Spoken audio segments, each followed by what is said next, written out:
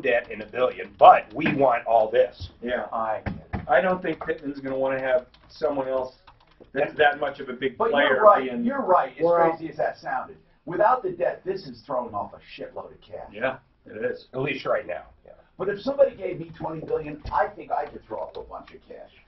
Well, it was an incredibly aggressive deal. I mean, it was one of the most leveraged and one of the last big leveraged buyouts. But anyway, have fun, guys. Yeah, See you, man. Too. Is this the same Mr. Pittman from Sniper? Hey, I bet you I can guess when Pittman's here where he got his shoes. I dare you. He's going to owe me lunch. This is Mr. Pittman. Can we call him Pitt? Hey, Pitt. Hey, we'll allow him to. You can have the Woody Woodpecker thing. What? Woody Woodpecker. Mr. Pittman. Can you imagine Tom's face as I'm asking him where he got his shoes? It might be worth it just for the look on your face. Well, hello, Sal. How are you doing? I'm good. How are you? I think he disowned it. We don't know how he got the studio, sir. When does it fire up? Or did you not even stop because of the weather? We did a basement, so that was good. We went inside.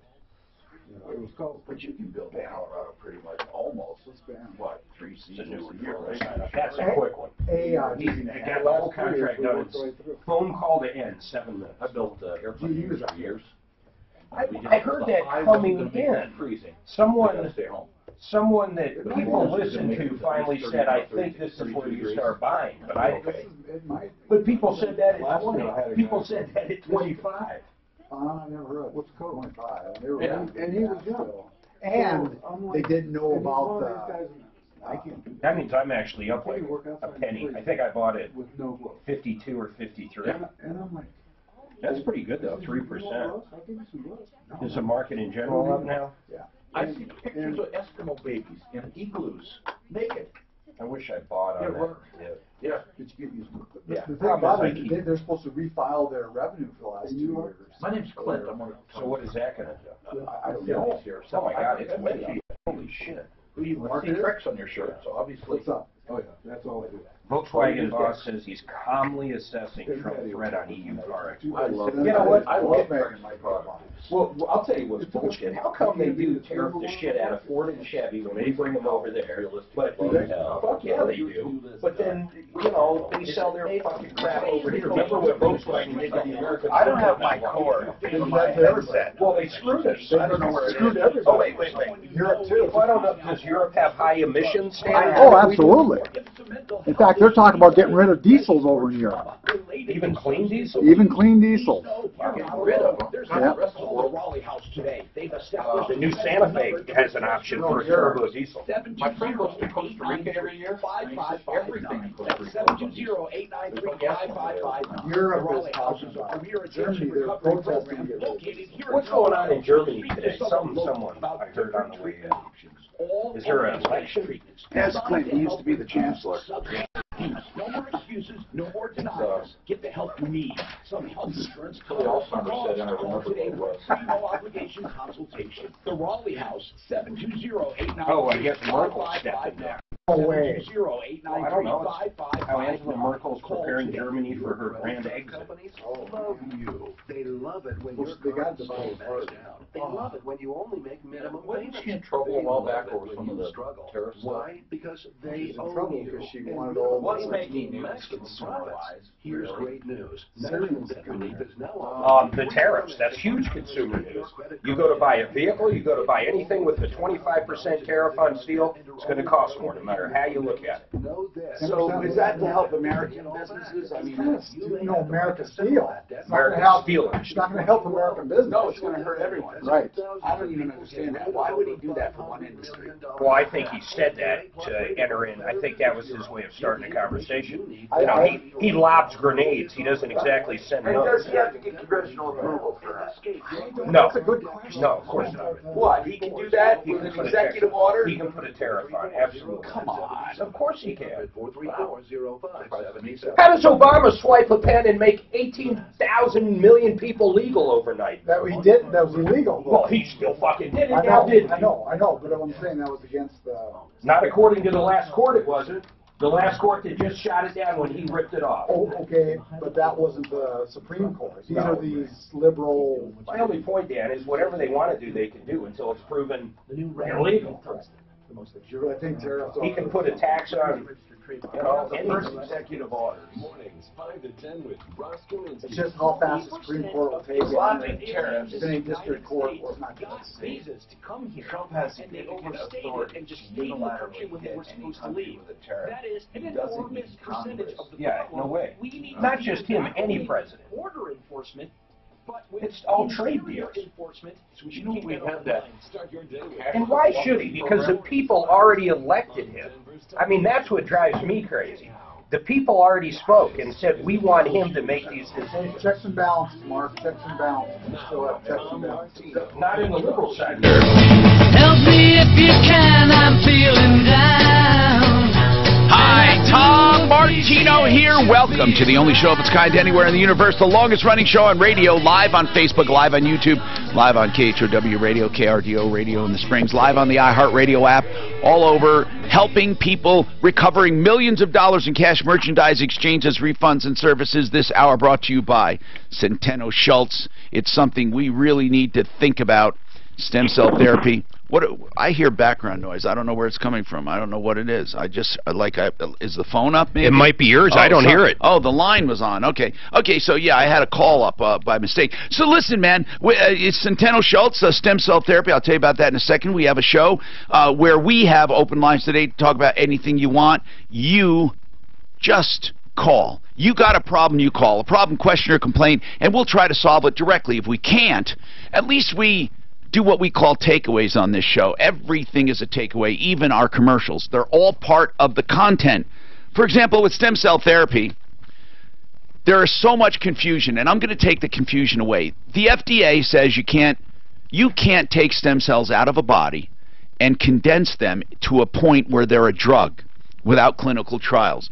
So no one who does stem cell therapy now, no one can manipulate them. They must use stem cell therapy the way the government says you can, which means you use them directly and you have to harvest them from a body and re-inject them. So what a lot of chiropractors' offices did to try to get around it is they don't use stem cells. They use amniotic fluid, and they tell you it's stem cells. It's not. It's somewhat beneficial, but it's about the same benefit as PRP, platelet-rich plasma. But you're paying for stem cell therapy. And all I want to say is this. If you want true living stem cell therapy, you must go to a clinic that harvests the stem cells on site and re-injects them, and only insist that MDs do it, and insist that you have targeted injections with imagery. Centeno Schultz has been offering this from the beginning. 303-963-9201, 963-9201. We have a lot to talk about. We have a referral list member in just sitting in to say hi. Sal, he's from Colorado Redwood Decks. He's been with us a long time. Decking. Boy, decks are popular in Colorado. He says in Colorado you can damn near build them year-round. Pretty cool. So if you have any questions on decking, you can give us a call. Hey, Marjan, you have a problem with a contract. What is it? Yes, sir. Good morning. Hi. I had I was planning to add a laundry room and a kitchenette and a bathroom to my house and to the basement. Who'd you hire? I hired Tipping Hat. Where did you find Tipping Hat?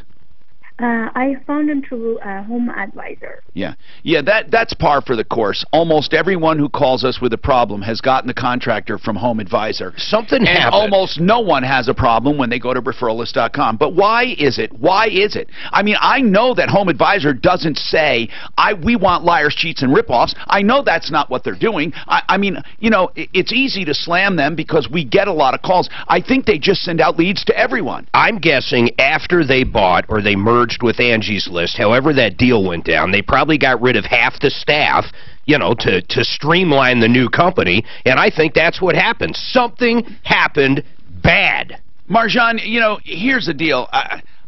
I'm getting to a point where I feel like saying, if you went to Home Advisor and you got your contractor, then don't come to me for help because I offer referralist.com. I'm not going to do that. We can't do that. I'm not going to do it. But I feel like doing it because here I do. Every day I offer up great people. Every day we police them, we monitor them, we arbitrate, we continually police. And these people go, where do they go? They go to Home Advisor and they get ripped off. Part of that's our problem. We haven't got the word out. We're getting the word out real soon. So here's the deal. I do want to help you. I just want to make it clear. It's so easy to go to referralist.com and pick someone that will not rip you off because you can't send out leads blindly to people and hope that you get good people. It can't work that way. You must do it the other way around. You must maintain a tight list of good people and let people do their own shopping. Marjan, we need to get to the problem because we want to help you with Tipping Hat. So tell us what the problem is right now. What's the problem? To be honest with you, I didn't know. What's the problem? I just need to know the problem, Marjan. Tell me what the problem is right now so we can help you. So, starting September 20th, yes. I had one of their managers, which was for the plumbing, came to the house and actually gave me a series of... Hold on. Here's the deal. I need to know what the problem is, and then we'll go back chronologically. What's the problem? Tom, there is so many problems that I actually is like 5 pages. I had to make a timetable. Let's do this then. Hold on. Okay, I'm going to make it easy for you. Okay, how much money total have you paid the contractor? I have paid them I have paid them $35,450. Okay. Now, out of that $35,450, how much work would they claim they did? Now, I'm not asking you. I'm asking if we call them, do they feel that they have completed their job? Yes, they would say they completed the job. But what do you say? They say we've done everything. What do you say? Did you get $35,000 worth of work? Absolutely not. And I would not recommend it. Okay, and this is what I need to know. Are you saying you did not get $35,000 worth of work because they stopped showing up or because they did poor quality work? They both. Well, you know, the electrical part, both. Okay. Tell me what the major problems are. First of all, I need to know the major jobs they did for $35,000. I see there's a sewer line. What else did they do? They did a drain line. What else? They supposedly do all the plumbing that includes the laundry room and kitchenette. And this was plumbing for an addition, is that right? Yeah. Yes. Did you contract them to do the entire addition? Yes, I contract them for the whole job. Okay, so that's drain, plumbing, electrical, and is it done right now? If we come out to your house, what will we see? I had to hire other people to finish it. Is it finished?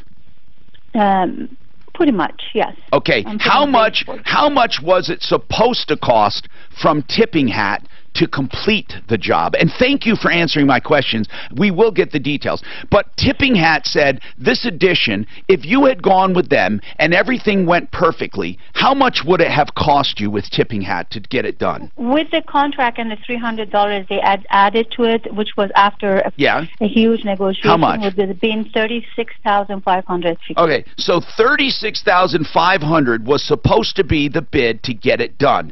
You paid them $35,450. Then you had to hire other contractors. How much did it cost you to complete it total in addition to the $35,450? I apologize that I was working on my timetable on these things. I have paid, I would say about,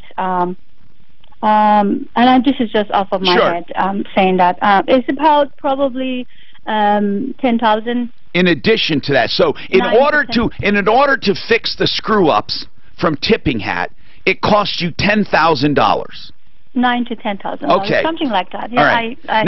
It could have been way worse. I mean, it could have been way worse. So if we put this in perspective, Mark, we're saying that Tipping Hat charged her $35,450, but she had to do another $10,000 to get it right. Yeah, so it looks like they probably owe around $10,000. Although you know there's going to be another side to this. This isn't an outright horrible thing. Now, Marjan, I see all of the problems, okay? You listed problems with every aspect of the job and how much it cost you to fix each one, right?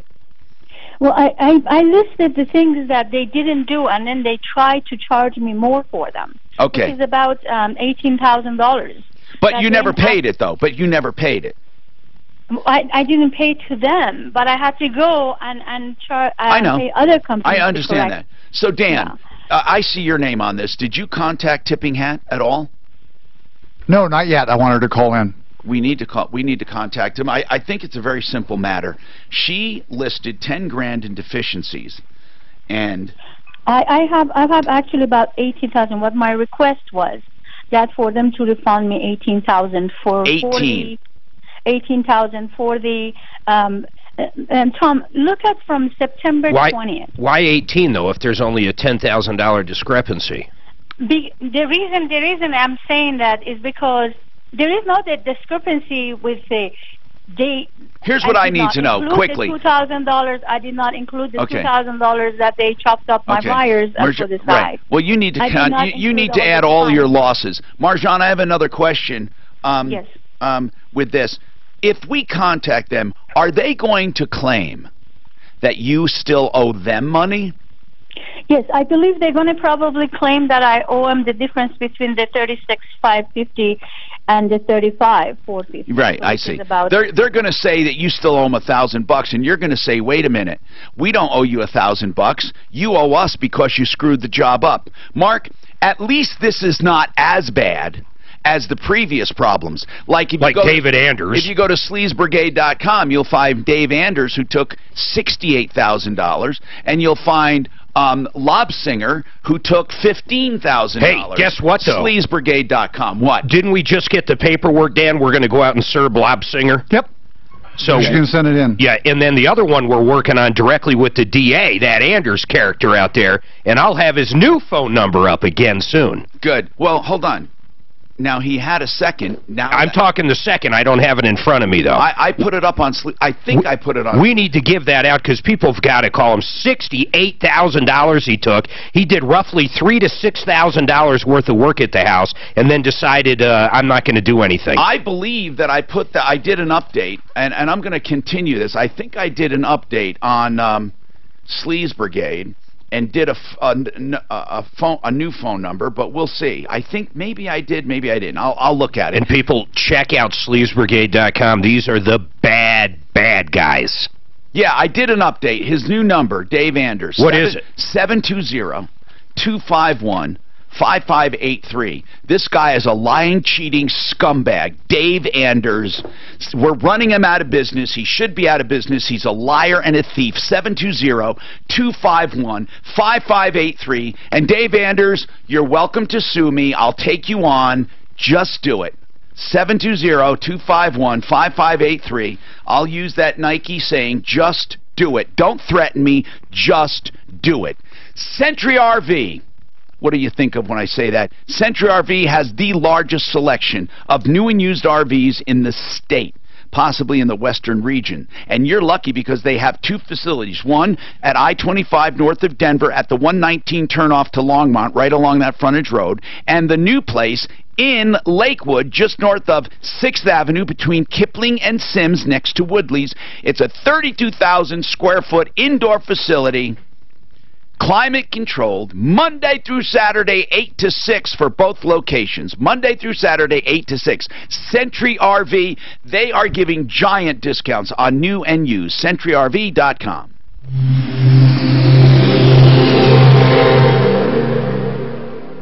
You left it off. Send a tow truck down at our cost. What did they do? And have it. Tell them what he said. He said that I can't call him anymore. He didn't want me on his property.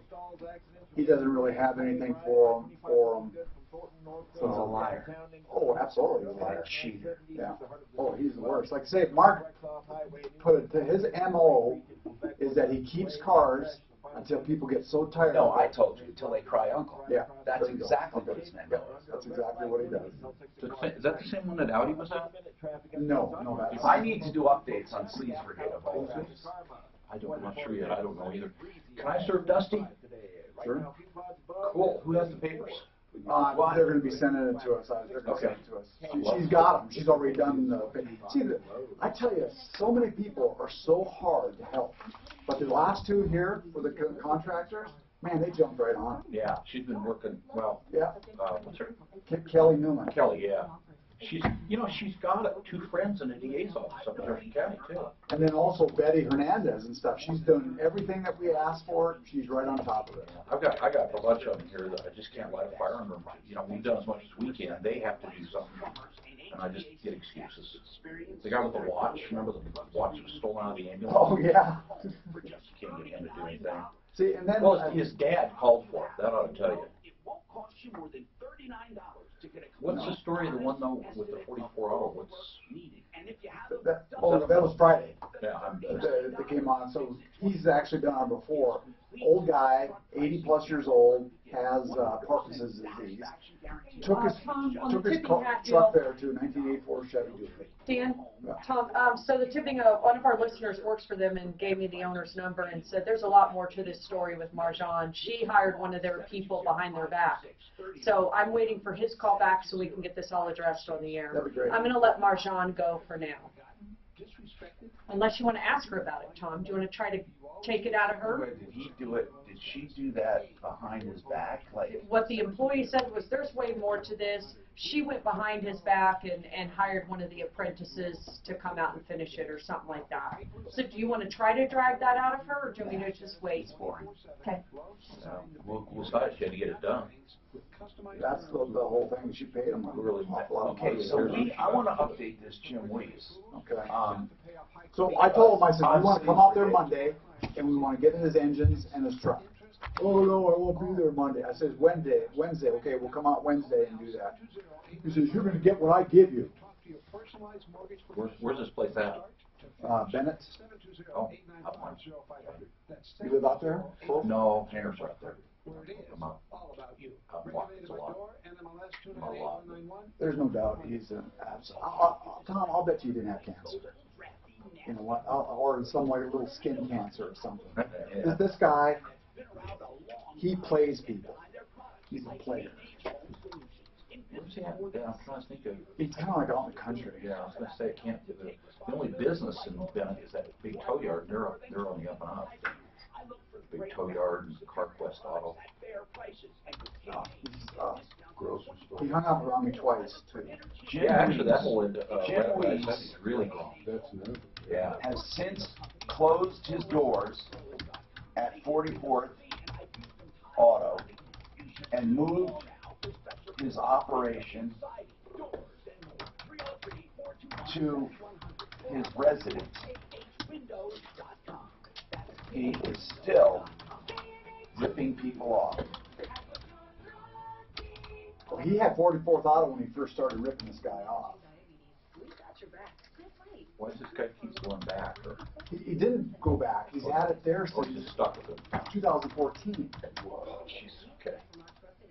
He's paid him $21,000 and given him an engine. What kind of truck? 84 Dually? I understand. He's an old, this is his old farmer, and he wanted to put a blower on it. So dumb. But he still doesn't deserve, all that. He had a brand new paint job put on it, and it's been sitting outside since 14. I sold my truck. Yeah. Blower's already on. Painted blower. Fast.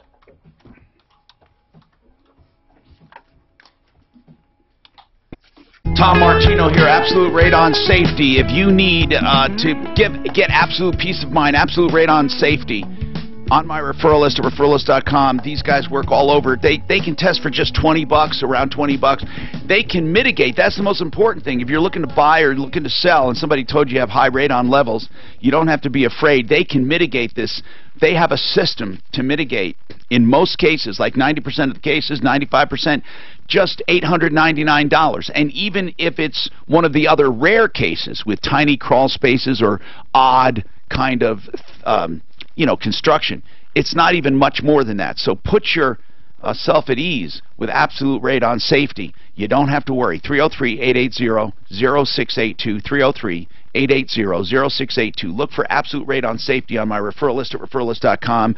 Okay, now we are moving on to another problem. 303-713-TALK. We have open lines. We have a line, several lines open. We talked to Marjan about Tipping Hat, the contractor. We're going to get a hold of them and see what's going on there. We continue to of course, have contract problems where people hire contractors from Angie's List or from Home Advisor, and they get their faces ripped off. Either they pay money up front, get nothing in return, they get lousy work in return, or they get, well, that's it, or they get just a little work done and people walk off the job. Go to sleazebrigade.com for the latest sleazes. I'm also updating Jim Weiss. Jim Weiss at 44th Auto. This guy came on the air. Now, you know, we did the bad cop, good cop. I wanted to hear him. I know the guy's a ripoff based on past stories where here's what he does. He takes vehicles in, he holds them for so long that people just want their vehicle back, and they're even willing to forego the money they put down. One guy put down $5 grand. He was a serviceman, got nothing in return. Another guy put down, what was this guy now, 15 grand, the latest? $21,000. And he said, oh, yeah, I just want to cut bait and run. I will tow he can come and pick up all his stuff. And guess what? He doesn't have it, he says. So this guy is a liar and a thief. He was either kicked out of his building or closed it down. He's now at his residence, 44th Avenue, out in the country, where this guy is a liar and a cheat, taking money, doing nothing, and just lying and cheating people. Yeah, Friday he had, what, 2 engines, one that was rebuilt, ready to go in, and the other one, and it turns out he's got nothing. I'm going to return everything. He is a liar. People, we are telling you these people so you can be aware and spread the word. 44th Avenue in Bennett. He's not in the town anymore. He's out on the outskirts on his farm or ranch or whatever, just ripping people off. And he's doing this for an 82-year-old guy with Parkinson's. I'd call him a shade tree mechanic, but there's no trees out there. So he's what do you call that bush that just blows a pair? What do you call it? A big tumbleweed mechanic. What's going on, Cheryl? Hi. What's happening with you? I had a problem with Avis flowers. We requested an arrangement be sent to a member of our board of directors, and they sent me 2 confirmations that they were delivered. The order was slightly under $100, and our board of directors were in town on Friday, and I asked our board member if he had received them, and he hadn't. So what's the problem right now? Just sum it up. What's the problem? They didn't, or they simply did not fill the order. Is that what it boils down to? Correct. Well, that's not a small thing. What do they say about that? I talked to Manny on Friday. He said he would have an order delivered that day. This is 2 weeks after the fact.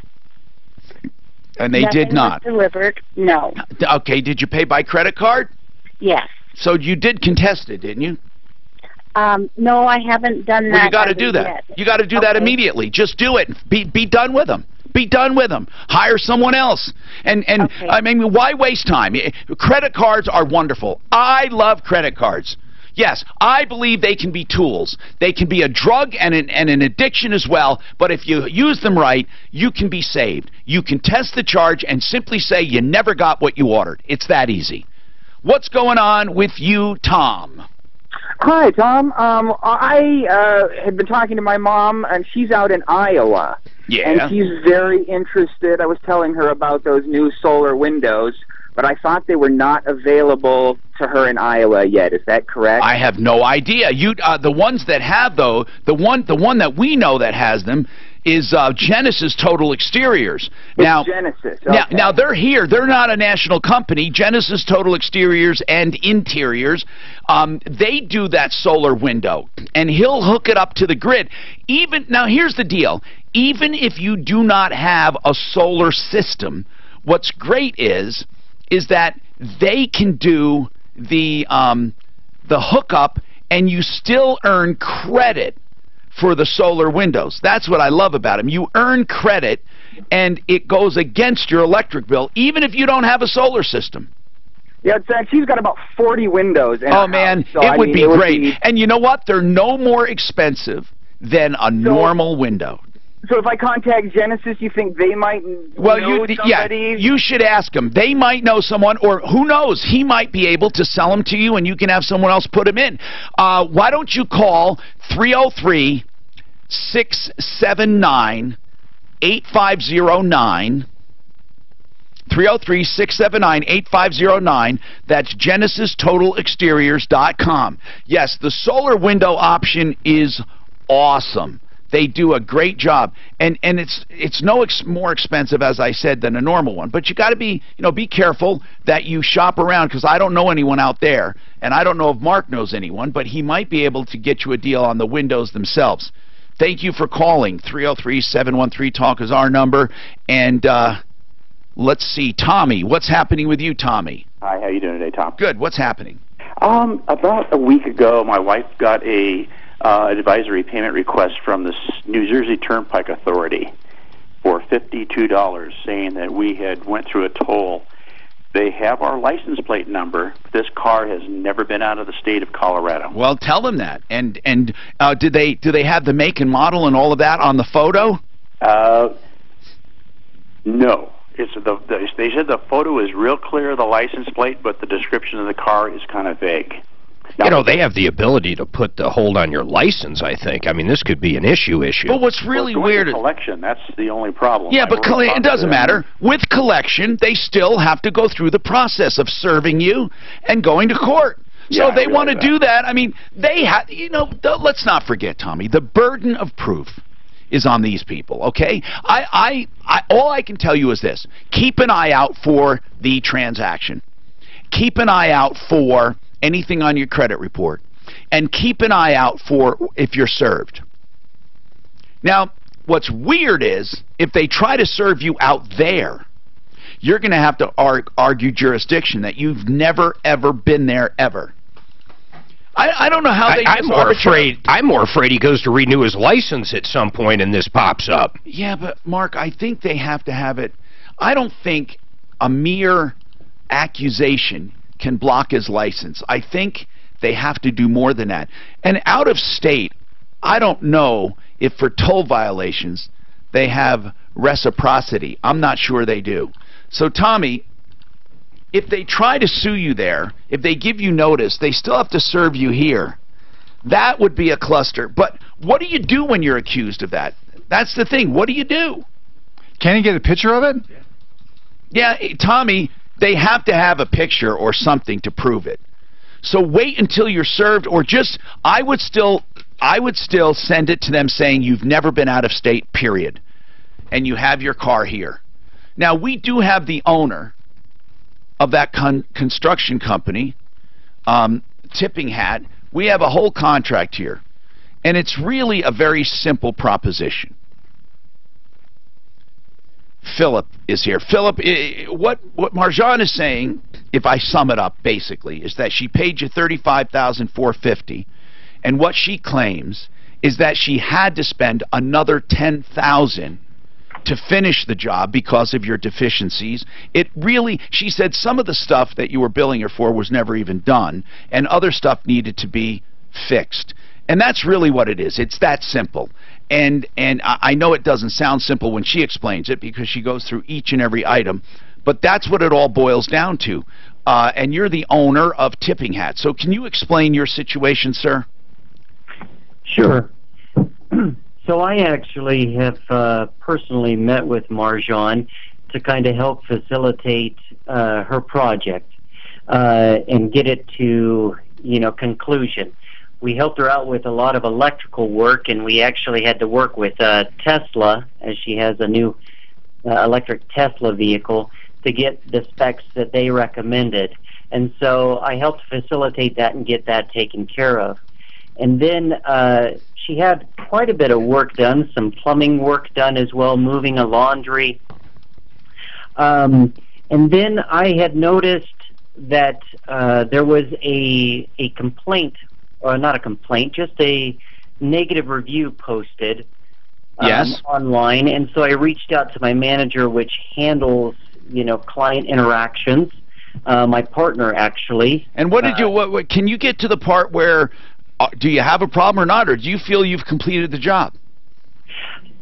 So, what I'm trying to get to is there were some items on our proposal that we fulfilled, but she thought that other items should have been included. Yes. And when I reviewed this, I agree. Those other items should have been included as well. So I've put my partner, Ken, in charge of reaching out to her and making her happy, trying to satisfy her. And what happened? Her any additional. She hasn't returned our phone calls. All right, hold on a sec. I want to come back to that. I love having both sides of a story. 303-713-TALK, 713-8255. Plumbline Services is offering a free furnace with the purchase of an air conditioning. As I said, when it comes to HVAC, the important thing is honesty, integrity, longevity, and warranties. Plumbline Services has them all. Right now offering this extraordinary deal on furnaces. And they also have a $39 furnace check that you can have your furnace checked and air conditioner checked for $59. They will include the air conditioning system. By the way, don't forget their $149 electrical visit.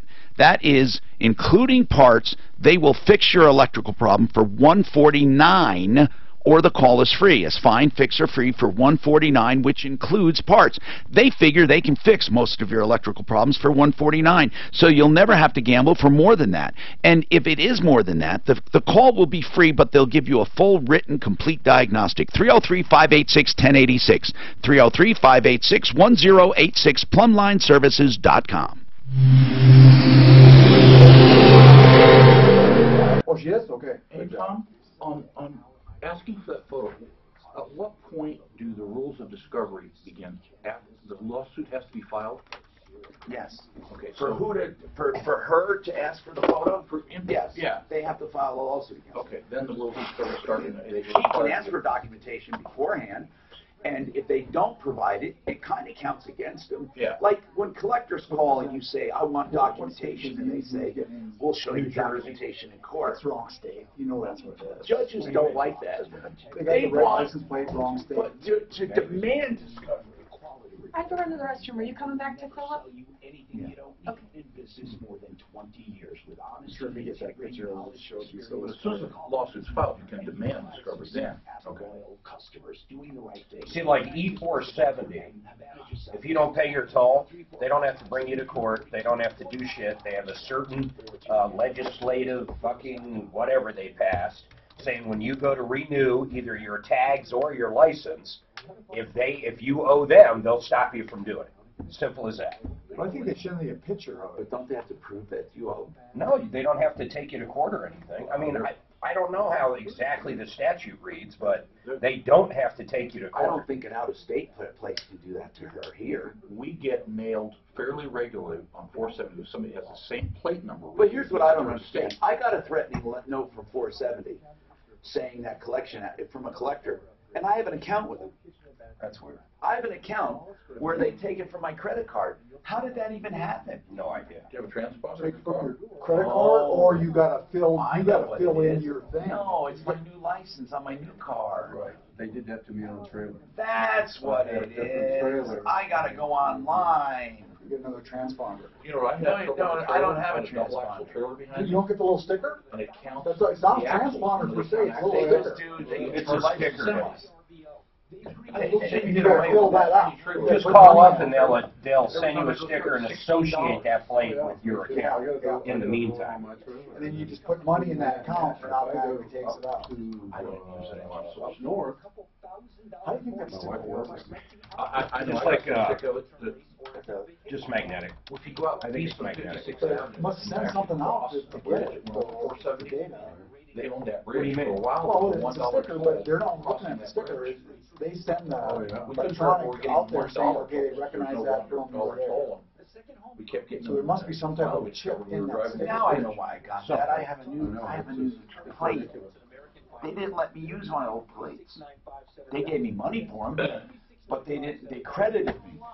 But they said I needed new plates. So you don't have to have a transponder now, you can just have an account? It's a sticker. I have, but I don't have a sticker. It's not the old-fashioned. I just register my plate. But you still want the sticker because it's cheaper. Yeah. A license plate costs more. Yeah, because they got to take a I picture had a and then send it sticker. out. I had a sticker, but I don't have one on this car. Yeah. And you can't transfer them because if you strip them off, it wrecks them. Yeah.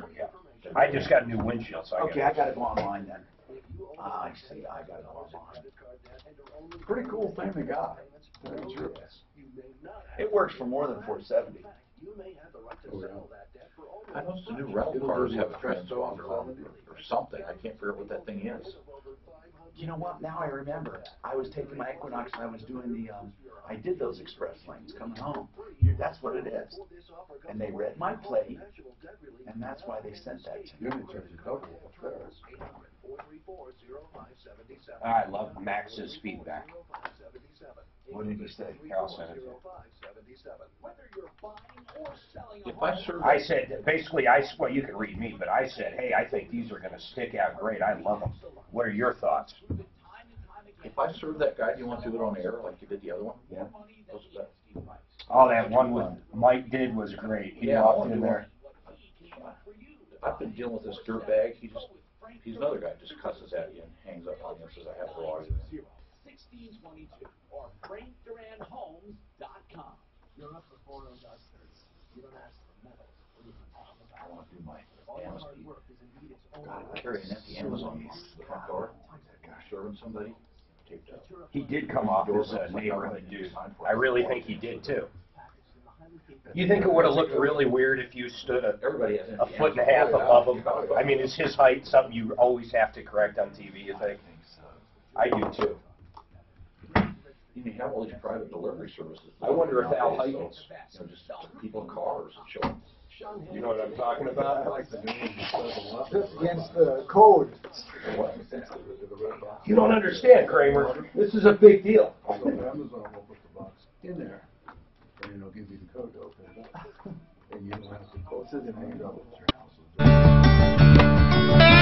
Hi, Tom Martino, your troubleshooter. Marjan says that she paid money to, let me see the contract again. She paid like $35,450 to the company Tipping Hat, and that Tipping Hat didn't complete it, and that she had to hire people to make good on that stuff for another 10 grand.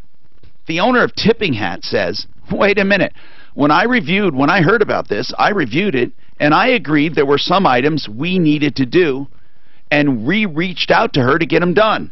Is that what you're saying, Philip, that you reached out to her to get these done? Yes. And what happened? Did you get them done, or did she not contact you? What happened? Our last contact with Marjan was one of our electricians that was out at the end of February. She hasn't returned 3 phone calls in the last week. Okay. I think she had it done since then. But Marjan, Philip is saying, the owner, Philip Eastwood from Tipping Hat, I mean, he's not shying away from this. He's saying, yeah, I looked at this and saw that we needed to do some additional stuff, and we reached out to Marjan. Marjan, when did you take it upon yourself to hire someone else? Tom, from the beginning. When did you reach out to hire someone else to finish this? Can you give me a date? Not an exact date, because if you look at my timetable, you can see every single thing that they did with my electrical had a problem. When did you decide to hire someone else? About 3-4 weeks ago. Okay, so you don't recall getting a call from them in February? No. Every time I address the issue with them, then they try to charge me from $10,300 to $15,000 for additional correcting. Did you ever talk to Philip? Philip came over because my job of they wanted to install the wrong wire in my house, and they came over, and for 3 months we were fighting over that. Okay, but here's what I don't understand. They're saying they wanted to reach out and fix this. Now, Philip, she's saying you guys wanted to charge her more for it. Can I explain just a little detail? Yes, please. All right, so she had contracted us to do both plumbing and electrical work. Okay. on the plumbing side to do new water and drain lines for a kitchen, a bathroom, and a laundry room in the basement. Our proposal included just the plumbing for the new laundry, okay? But a laundry also needs a vent, and it needs an electrical circuit. In my opinion, my technician should have offered those things. Even though he was a plumber, I do also provide heating, air conditioning, venting, and electric work. So because Marjan spent so much money with us, I spoke with my gentleman, Ken. My other technician and one of my managers, Ken, said, we need to charge for this. It wasn't part of the proposal. And so initially, I kind of agreed with that. But then after hearing this and seeing this, I'm like, you know what? She's paid a lot of money. It was merited, but we should have done a better job by telling her you also need a circuit for your dryer. I get it. You also need a vent. Well, that's great. So you handled that. How about keep going? What do we do now? I mean, well, what I want to do, because we actually went out and we did install the dryer vent, no charge, and we did install the circuit, no charge. Okay. So what I want to find out is what are the last things, because there still is money on the table that she owes us, that after inspections, which, by the way, inspections have been done and they have been passed for both plumbing and electric, for us to come back and do what we call the trim, which is setting everything. She's saying it's all done. Marjan, are you saying it's all done? I'm saying it is finished. I also did what he's saying. But here's what I'm concerned with, Marjan. That extra $10,000 you spent, did it really finish what they contracted to do, or is it extra? Because they're not responsible for everything you wanted done. They're only responsible for what's in the contract. So here's what we need to do, because we're just going to go round and round. We need to see what they did and compare it to the contract. That's what we need to do. It's refreshing to hear an owner come on, too, and actually listen and go through this stuff. Now, Philip, I'm only concerned with what you contracted to do and what was done there. And if everything was done, then she should pay you the $36,500. Or are you claiming there's more due than that? Well, okay, so let me... That's a really simple question. If you did, if right now you were going to get final payment, would you expect more than the original contracted price of $36,500? No. Okay. Now go ahead, and what were you going to say? So, this is a stage job, okay? And with stages comes payment when stages are complete. There is one last stage that needs to be completed with her, which is what we call final trim. Yeah, you said that, but she went ahead and had it done. Well, she owed us for that, but we didn't do it. So, you know. So what would you do? Would you refund that? Well, no, we haven't collected on it. She owed us it once we were finished doing that final stage. And that's only $1,000 left for her to pay. From the math I have, if she paid you $35,450, it looks like she only owes you another $1,000. It's very minor, the trim. Okay, all right. And you didn't charge. So you're saying at this point, you're willing to just walk away, and you think you've done what you were paid for? Well, what I am saying is I want her to be happy. And so I wish I could speak with her so that I could find out what her grievances are. All right, here's what, that's a good idea. That's a great idea. And Philip, by the way, thank you very much for coming on. Honest to goodness, tipping hat. You know, a lot of contractors, all they do is they yell and scream and they swear like that Dustin Lopsinger and that Dave Anders. This, Philip, no matter what, at least you care about your company. Marjan, I suggest you at least talk to Philip one more time and get back to us. And then if we need to, we'll send out someone to inspect it to see if everything was done according to contract. She said she had to spend an additional $10,000. I'd like to see what she did. In fact, I think, Clint, you know enough to go out and do that, compare that contract, and see if that extra $10,000 was needed to complete this contract, or was it extra. 303-713-TALK. Speaking of building, Buy and Build is a place that contractors and consumers go when they want to do home improvements, because Buy and Build can get most anything cheaper than your contractor and cheaper than big boxes. And we're talking about all kinds of stuff like cabinets and granite. We're talking about plumbing fixtures, lighting fixtures, tile floors, whatever you need. Go check there first. Buyandbuild.net, 303-295-6022 if you have any specific questions. 4800 Washington Street, a big giant warehouse. I call it ugly. It's not really ugly, just not big on frills, but big on thrills for your deals. Buyandbuild.net.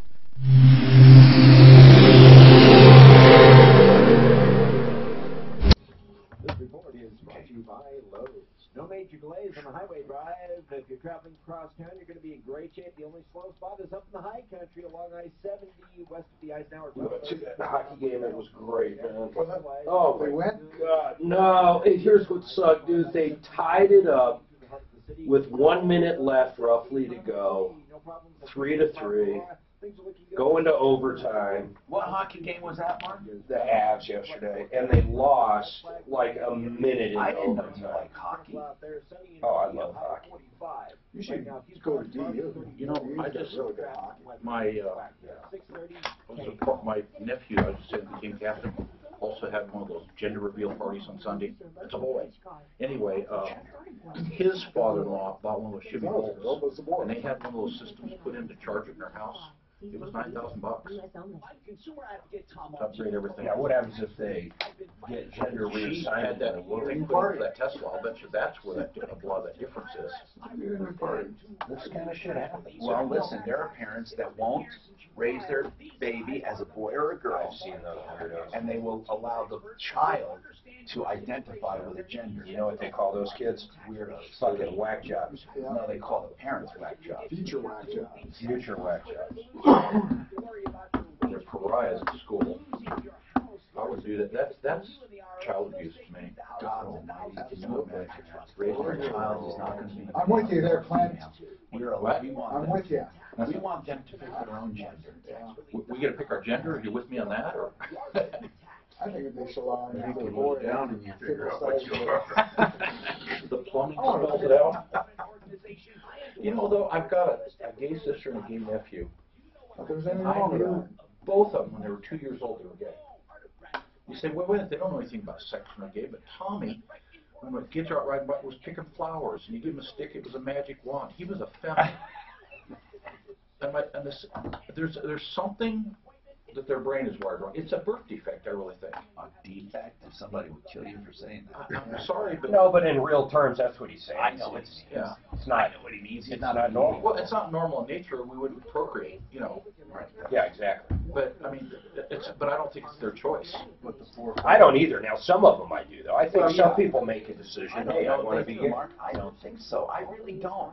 I don't think they actually do that. I think that they like it and they go toward there. But I don't think they say, I like this and I like this. I'm going to go this way. I don't think so. Jeez, I got a question, Tom. How about people that go both ways? I know. That's the part that I don't. My sister tried to be I married. don't understand that. How about all the people that have been abused, boys been abused, and they have turned gay? It Yeah, just seems that's- like a lot I've of, never heard I mean, just, Yeah, it seems like it was conditioning. right. Yeah, Dan's right about that because my. Well, I'm usually right. I don't know about any. I don't know any documented cases that says that's. No, like I say, but you'll hear about these. Is that a correlation? No, you always do hear kids that got molested end up molesting. I mean, it's Well, not but all that the doesn't time. mean- yeah, but But that's a gay move. No, people who molest are not necessarily gay. Well, it's More heterosexual males molest boys than homosexual males. That's a stat. Yeah, that's probably Well, true. what I'm saying is the kids that got molested End up with end up being an identity gay. crisis. Yeah. I've never heard that, Dan. What are you citing? Well, he's What do you saying mean? because they molest other kids. Well, they did, but that That's doesn't the mean they're difference. gay. But that doesn't mean they're gay. Yeah, he's saying. Molesting isn't a gay trait. Molesting is a weirdo fucking trait. It's not. And it's a weirdo, but they got to be somewhat gay. No, they're not. A lot of these men, believe it or not, they don't identify as gay. They just like little boys. I know it sounds crazy, but they are married. They've had girlfriends. They're not gay. But there's gay people that are married too. That's true. Dan, you're saying if someone molests a boy, they have to be gay. That's fucking wrong. No, or bisexual or whatever. No, they're not, because they have no attraction to men. They just like little boys. Don't tell. I don't know why, but they don't. You know, I don't think it's fair to call them gay. I don't think it's fair to call them gay. Like a priest. Huh? Right. A lot of those priests are not necessarily homosexual. Yeah, I don't understand it either. When I was doing this Pat Sullivan thing, these guys were hitting on boys, but they're not. They've been straight their whole lives, and they're straight. They act, they look, they think. I don't know what it is. It's crazy. It's like when you gave her a I imagine some kids became a get. serious never gonna let you do I that. measured. Hi, Tom Martino, your troubleshooter, 303-713. Talk. Norris at SOS Inspections, part of our referral list. He does pre-buy inspections and he does item inspections for cars. But he's commenting on that toll bill out in Jersey that this guy said, my car's never been in Jersey. Go ahead, Norris. Yeah, that's a classic symptom of a car that has been cloned. What? What do you mean? It's possible. I wrote an article on it last year. It's up on my website at sos-inspections.com. But basically it works like this. If you have a high-value, highly desirable car, someone can walk through the parking lot and get the VIN number. And, of course, then they have the ID of the car and the color and everything else. And then they can transfer or create new VIN tags for a car in another state and register it as though it's your car. And then you can get traffic tickets and speeding violations and toll violations in a state where you've never been and your car's never been. But it has to have your license plate. Right. How do they get... They said this was his license plate. That's not hard to gather either. I mean, take a photograph while you're here in Colorado of a car that you want to clone and repeat it in another state. It happens. You mean get a Colorado license plate? I think I'm not sure, Norris. I think he was saying they had a Colorado license plate because they mailed it to him here. Sure. But how do you duplicate a Colorado license plate? Well, if you can duplicate VIN tags, you can duplicate license plates too. And just for general purposes, it really only happens on high value cars, like Escalades and. You know, what is the purpose, though? Cars. What is the purpose of cloning a car? The purpose of cloning a car is to legally and completely be able to register and sell a stolen vehicle. Oh, I see what he's saying. So you steal a car, like a Camaro, then you find another Camaro that's identical to it, you clone that, exactly. Now you're able to register and sell the stolen one. In another state, yes. Because they don't do a nationwide search. Right. Then hold on a second. If somebody registered that in New Jersey from a stolen car, why then would it not go to their address, the violation? Why would it come here to Colorado? Because he registered it as though he was the original owner in Colorado. He would register the cloning part. It's also possible at this point that the guy here in Colorado is the one that bought the stolen car that has been cloned. Oh, I see what you're saying, too. He could have bought a stolen car, and now he's getting notice from the original car. I wonder how they handle that. If you go ahead and get a stolen or cloned car registered, I mean, is it now your car? I mean, how does that even work? Have there been documented cases of cloned cars? Oh, yeah. You can make a license plate on a 3D printer.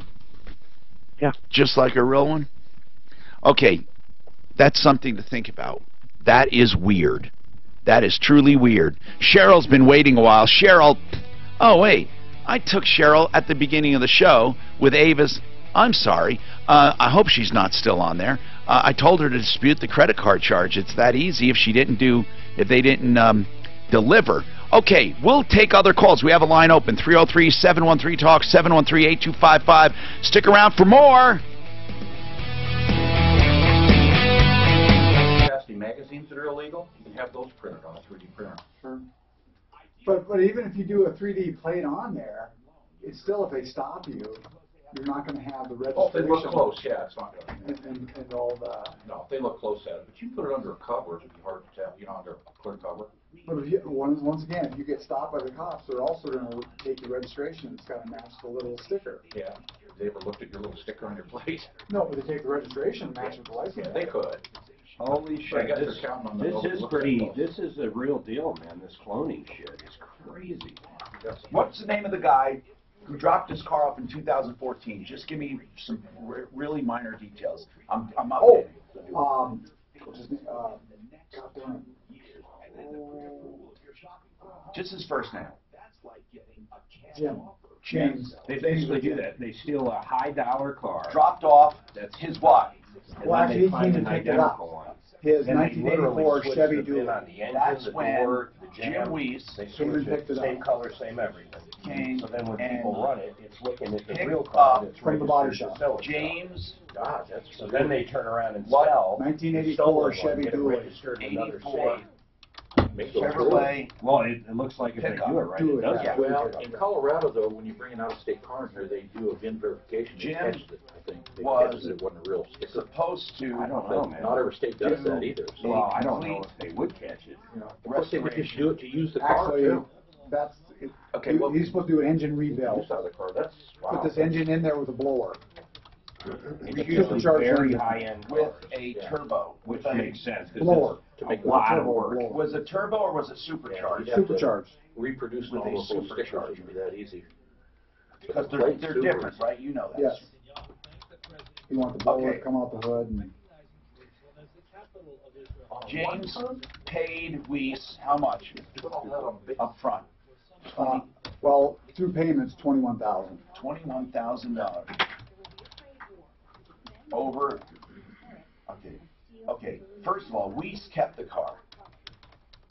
Kept the car for a year and a half. Then gave him an estimate. Before even giving Jim an estimate.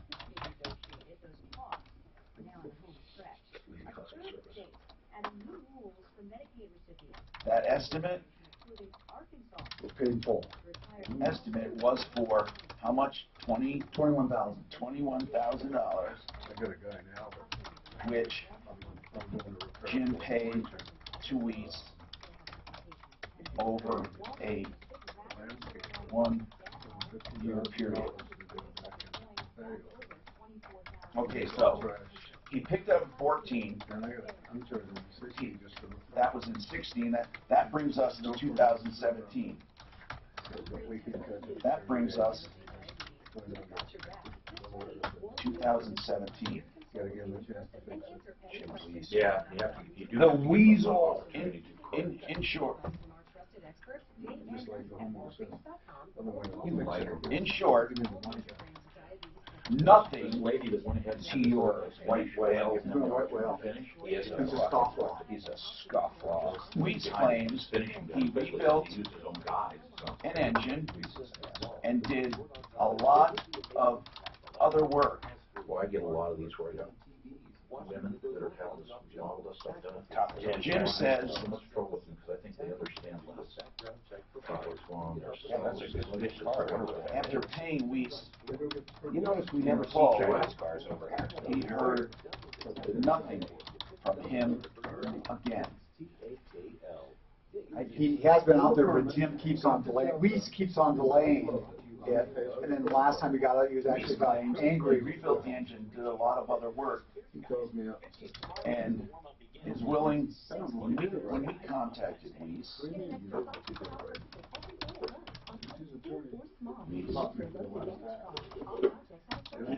To get him to pick up back and keep he him on. claimed he rebuilt the engine,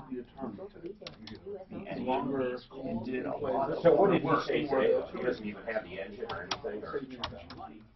He says, I gotta get paid for more. I said, well, what about the engine he gave you? Oh, it's a piece of junk. I He didn't even even that claims price.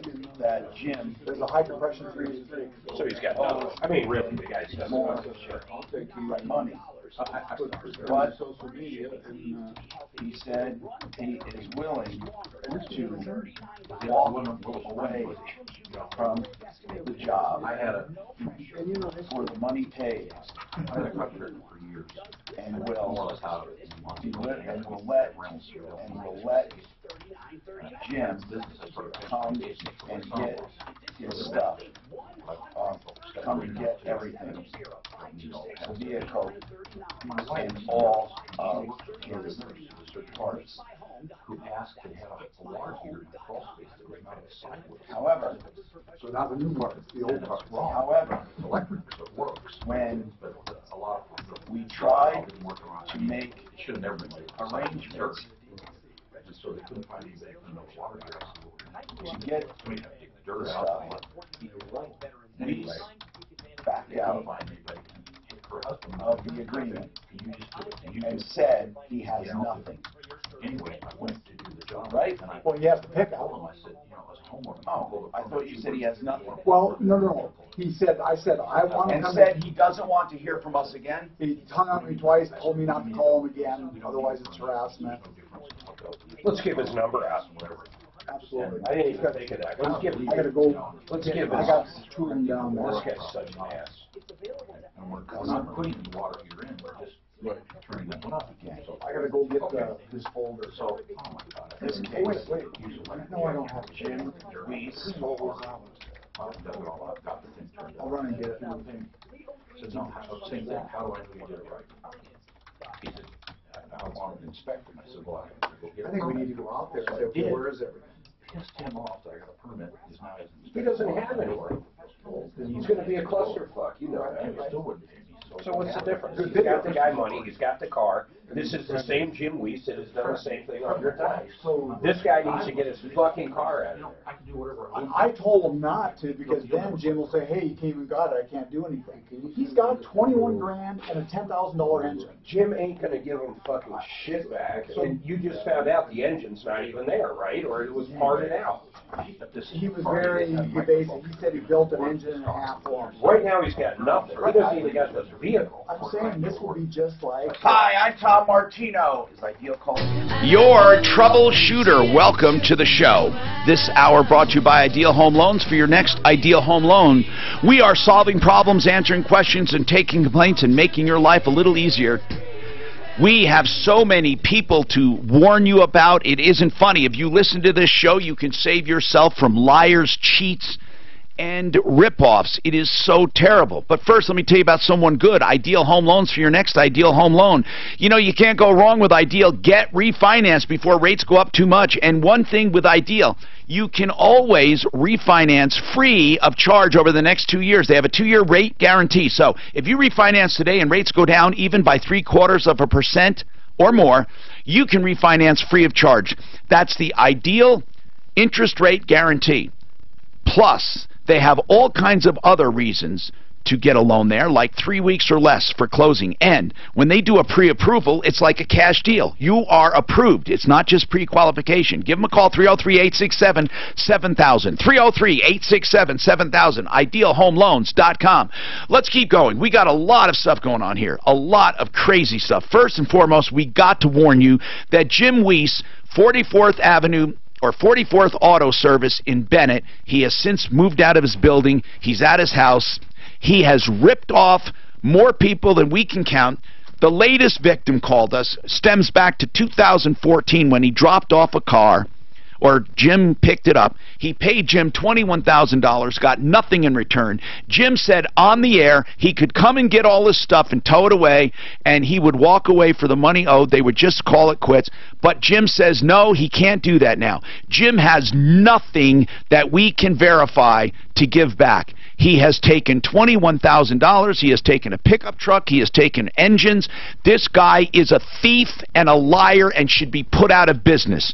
Go to Sleaze Brigade, SleazeBrigade.com to find out about him. You can also find out about other scumbags like Dave Anders and Dusty Lobsinger, sleazebrigade.com. It is very important that you protect yourself. And there are other lying, cheating scumbags on that site. It's the only site that names names and lays it out. SleazeBrigade.com. Now let's keep going and help you. 303-713-TALK. I'm going to take you in the order you've called in. Dave is next. Dave, what's going on with you, Dave? Welcome to the show. Is that me? Can you hear me? Yes. What's happening? Okay. Basically, I've been sent to collections by my phone company, even after having negotiated a deal with them. They were unable to ever get service established at my new location. What phone company? What phone company? Well, it's now called Air Allstream. Air Allstream. Yeah, Is it an IP phone service? No. Well, originally I had two T1s turned up at I signed with Echelon in 2008. And in 2010 or so, they turned into Integra. Then Integra got turned into, Electric Lightwave. And then Electric Lightwave is now Allstream. Okay. So what I've been dealing with was they couldn't get the service working, but apparently because of the contract, even though I have an email chain with them stating that the service was eligible. Why don't you just dump them? Why bother? Why bother? Oh, I did. They're coming after me for. First, they sent a demand for $8,808. I have an email. Do they have a contract with? Do they have a contract with you? Yes, 3 year. I do 3-year contracts with them. Okay, so when is this latest contract up? Well, the latest contract would have been. I signed it in February of 2016. Okay, and then when did you decide to cut bait? March. And in March, when I cut bait, they offered me, hey, early termination fee, $3,466. And so I said, okay, fine. So I have an email to that effect too, saying that they'd let me out of the contract for $3,466. They have since then decided to send me. I went through the FCC, filed a complaint with them, and everything else. And then they came back and said, tough, we're still going to take you to collections, and then they sent me a demand for the $8,800. Well, so what? You know what? If they have to. This is what happens. People that are sent to collections get too bent out of shape. In order for collections to mean anything, it has to go to court. So, do you feel you have a good case? What would they go through? Well, they would have. I do. That's why I'm kind of like saying, hey, let's go. Good. Then just sit tight. They'd have to take you where the transaction happened. Where's your business? Where's your phone service? Wheatridge. That's where they'd have to take you. I would just sit back and say, here's what I do with places like that I know have screwed up, did not provide service. I don't pay, and I say this. Come after me. I dare you. I want you to. Then I can do discovery, and I can get all kinds of evidence and all kinds of documents. Just tell them to come after you. That's it. Don't get shook up about collections unless they go to your credit report, because credit reports are used for blackmail. Sometimes they don't even want to go to court. They just want to ruin your credit. But then you can sue for slander of credit, because if they can't prove what they have, you can win. People don't do it, but they can. I am telling you the weapons that you can use in your arsenal. Number one, wait for collections to turn into court if you feel you have a good case. Number two, if they put it on your credit before it's adjudicated, slander of credit if they don't have the proof to back it up, period. Well, it's breach of contract and small claims, yeah. You can do it in small claims as breach in contract, yes. Or you can go to district court for more, depending on your damages. Patrick, what's going on with you? Hello? Hi, Patrick. What's happening? How you doing? Hey, I'm having problems with the roofing company. Back in September, they came out and we signed a contract with them, and they were to come out. We gave them half the money. Why did you give them half the money? Well, I thought that's what you did. This is the first time I've ever done this kind of thing with a roofing company. Where'd you find the roofer? Well, they were referred. Okay, so anyway, what's the problem right now? Well, it's been since September. Been trying to get a hold of Wait. You paid them half. Prestige, you paid half in September. And they've done no work. None. Congratulations. Congratulations, you have lost your money. Oh, really? Yep. So yeah. it's just gone. Well, I mean, if they haven't done any work, what makes you think they're going to do it now? Well, I guess you're right, huh? They probably spent the money, but here's the deal.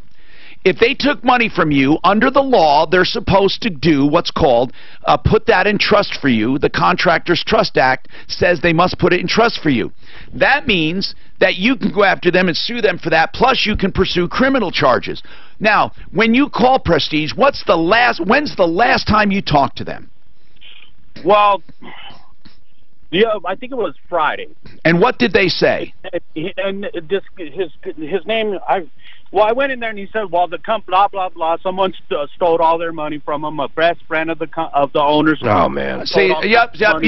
What's the name of the guy you're talking to? Like Tom said, congratulations. Right. What's the name of the guy you're talking to? Let me see. His name is Jonathan Pierce. And Jonathan Pierce. Tell me about Jonathan Pierce. Is he the owner? No, he's the project manager. All right. So who's the owner? Well, he won't give me his number, but he said the general manager is Michael Gliss. Who referred you to these guys? Well, it was my mother-in-law's sister. They did her roof. I don't know. What is it about people? Why wouldn't they go to Excel Roofing where you don't pay a penny? Not a penny. Not a cent till you're content. Not until you're content. I mean, I don't understand. I take it that Patrick and his group doesn't listen to the show. Otherwise, they would know that. So, Patrick, here's what you need to do. And I'm really sorry this is happening to you. We'll try. These guys are going to come up through the song and dance and the shuffle and the side. Larry Moe and Curly. They don't have the money. It's the same old story. Patrick, I hate telling you this, but how much did you actually pay? Just $2,600. Well, you're lucky because it could have been way more. But I have a feeling, listen, start a small claims court immediately against everyone you can name individually, plus the company, and just see what happens. You don't have the money. You probably won't get the money. But I would go for the Contractors Trust Act. I would go to the district attorney in your area and say that Tom Martino said you guys should prosecute people for a violation of the Contractors Trust Act, and then call me back and tell me what they said. Was it an insurance claim? Was it insurance claim, Patrick? Hold on, he's the wrong line. Patrick, was it an insurance claim? He's disconnected. You know, if he's listening, he should get Excel out there. Maybe they can find other stuff and come up with enough money to get this done. But here's the deal, guys. Please don't get ripped off. Now, God, it's just terrible. It's just terrible. And it's getting worse. Those who listen to this show will be protected. Think about it. You will be protected. Chuck, what's happening? Well, let's jump right to the middle of DirecTV. What about DirecTV, the lousiest company on earth when it comes to consumer service? So tell me what's going on. They are getting worse. The thing was... They can't get worse. They're the worst already. Yeah. Back in June, I was looking for a new supplier because I was on an internet deal through Rise. And every other 2 months, they were raising my bill. Of course they do, yep. It was direct, through credit card. And the only way we knew that was watching the bank account. So here comes Direct in, and they're going to wheel and deal with us. We got a comment. So our first statement, after we paid by card, first month in July, it was $70. Okay, we paid that $70. It went on good until November. Hold on. Was you have DirecTV for what services? Just for the cable, or for the TV. Okay, no broadband? The broadband, actually, goes to CenturyLink. So did you get a combo deal? We were supposed to, but the bill is directly CenturyLink on my, for the internet. So is 70 for both, or do you pay separately for... Separate. Okay. I think they offer like a discount if you have both. Yeah, supposedly. So 70, okay, 70 for... They wanted to mess with my telephone, which you can't, because I'm a retiree. Okay, so 70 for TV, and how much are you paying CenturyLink? Right now, I think it's about 40. Okay, so what is your problem, sir? What can we help you with? Let's go up good old Direct. Now, we paid by card, and ever since then, and through November, we've paid by check. Okay. Okay, in November, they sent us a little deal here. It says, we'll quote it, account activity. Yeah. But they messed up, and they tried billing my debit card, for the regular service. And of course, what do you mean for the regular service? I don't understand. For the $70 a month, they tried to go back and bill on the card. But you already were paying it every month. I paid my card for the installation. The first initial was $124. So they have your card on file. Then you were paying by check each month? Yes. Then they went back and billed you again for months you already paid with the check? But can you prove that you've paid monthly with checks? Here's the thing. Oh my God. What? They were denied by my bank. Okay, so what's the problem right now? After that. Yes. Now they come up with in November or December. Here comes the good old bill. Oh, I got a headache. All right, hold on. Chuck, we're going to have to summarize this, okay, Chuck? We have to summarize it. Is he going to talk to Chuck? Where's he going? Oh, okay. Chuck, we need to summarize this. I need to take a break, and we need to get right to it, okay? If they're billing you twice because you paid by check and now they're trying to get you by debit, you got to cancel the debit card completely. You got to close the account and move to another bank. I know you don't even like hearing that, but you have to because you're dealing with crooks. That is my opinion of DirecTV. Lying, cheating crooks. Joe Lazzara is a criminal defense attorney. Speaking of lying, cheating crooks, he wouldn't even represent lying, cheating crooks. You know what? Joe Lazzara is a defense attorney. If you're accused of a crime, honest to goodness, all kidding aside, call him. DUI, call him. Prevent DUIs first, because there's no reason to even have one. With Uber and Lyft and designated drivers, don't smoke marijuana and drive. Don't try to calculate what you need to be legal or drink and drive. But Joe Lazzara is needed when you have a ticket like that to get through the system. Even if you just want to plead guilty and get through it, you need someone to help you because it's both criminal and motor vehicle, which is civil. 303-429-6200. Joe Lazzara. Your life will be turned upside down. You need someone to guide you through this maze. Joe Lazzara. 303-429-6200. I'm doing DirecTV, but I leave it on the card because I feel like I can fix the card easier than anything. I mean, dispute the card. Am I doing it wrong? Don't do it on a debit card. No, I do it on a credit card. That's fine. That way, if I have a dispute with them, I can fix it. Okay. But use a debit card. Oh, I didn't catch that. Called up Sarah and they made a great deal for me. Oh, I told you. No, but before they would make the deal. Is the line one, is he gone? $560 a month. Yeah, but you don't get. Why? You don't get everything. Yeah. I don't want. No. Well, it's not just Stern. You have all access. Can you listen to it on your devices, like your phone in your computer? I don't want that. I refuse to have that. I pay not to have that. The latest victim stems back. We heard from stems back.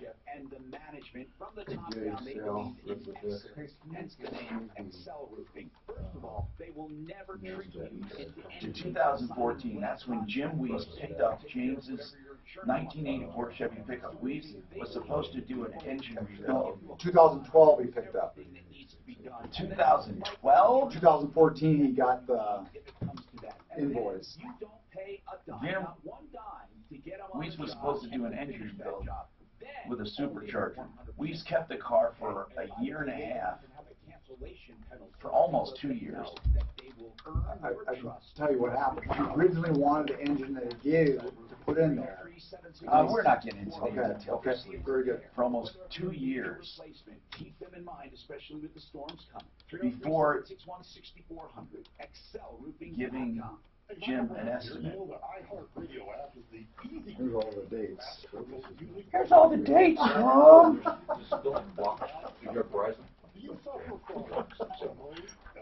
Sometimes you're right. That estimate was for $21,000 a call.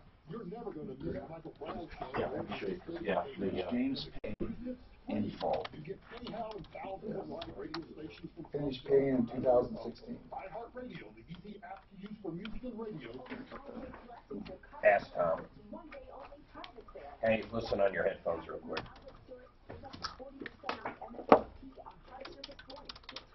Oh, she's coming in. Tom, guy wants to know what your opinion is or what you think coils are. He had 24 Fix It out to do the cleaning, and what he thought were the coils was not what they cleaned as coils, so he wanted to, do you want to bring that up on the air? Do you want me to just get his number? I don't know anything about coils. Get somebody from 24 Fix It to answer it on the air. Coils are an air conditioner. Yeah, it's cool with air conditioner. Heat exchanger. Right, and they clean mine. Yeah, but they look like coils. No. On the AC. Oh yeah, from the AC, but they don't. That's not what they're coming out and cleaning. What's on the furnace? It's a coil. No, it's heat exchanger. It's just.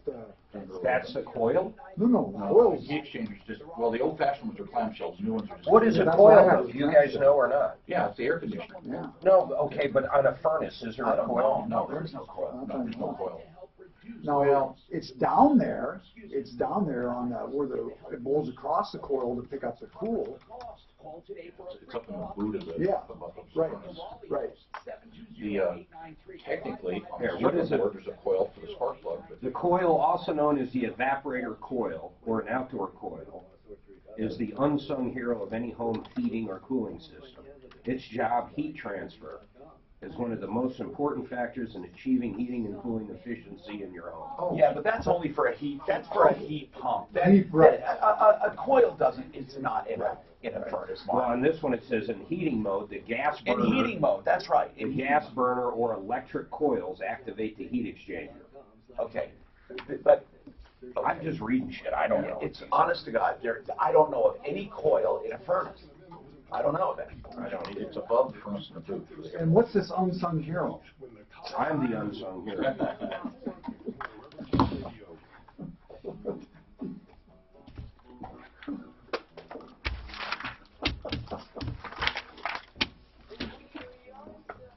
Hi, Tom Martino. Chino, your troubleshooter, 303-713-TALK, 303-713-8255. Dan needs advice on breaking an apartment lease. Go ahead, Dan. What's happening? Yeah, hi, Tom. What's going on?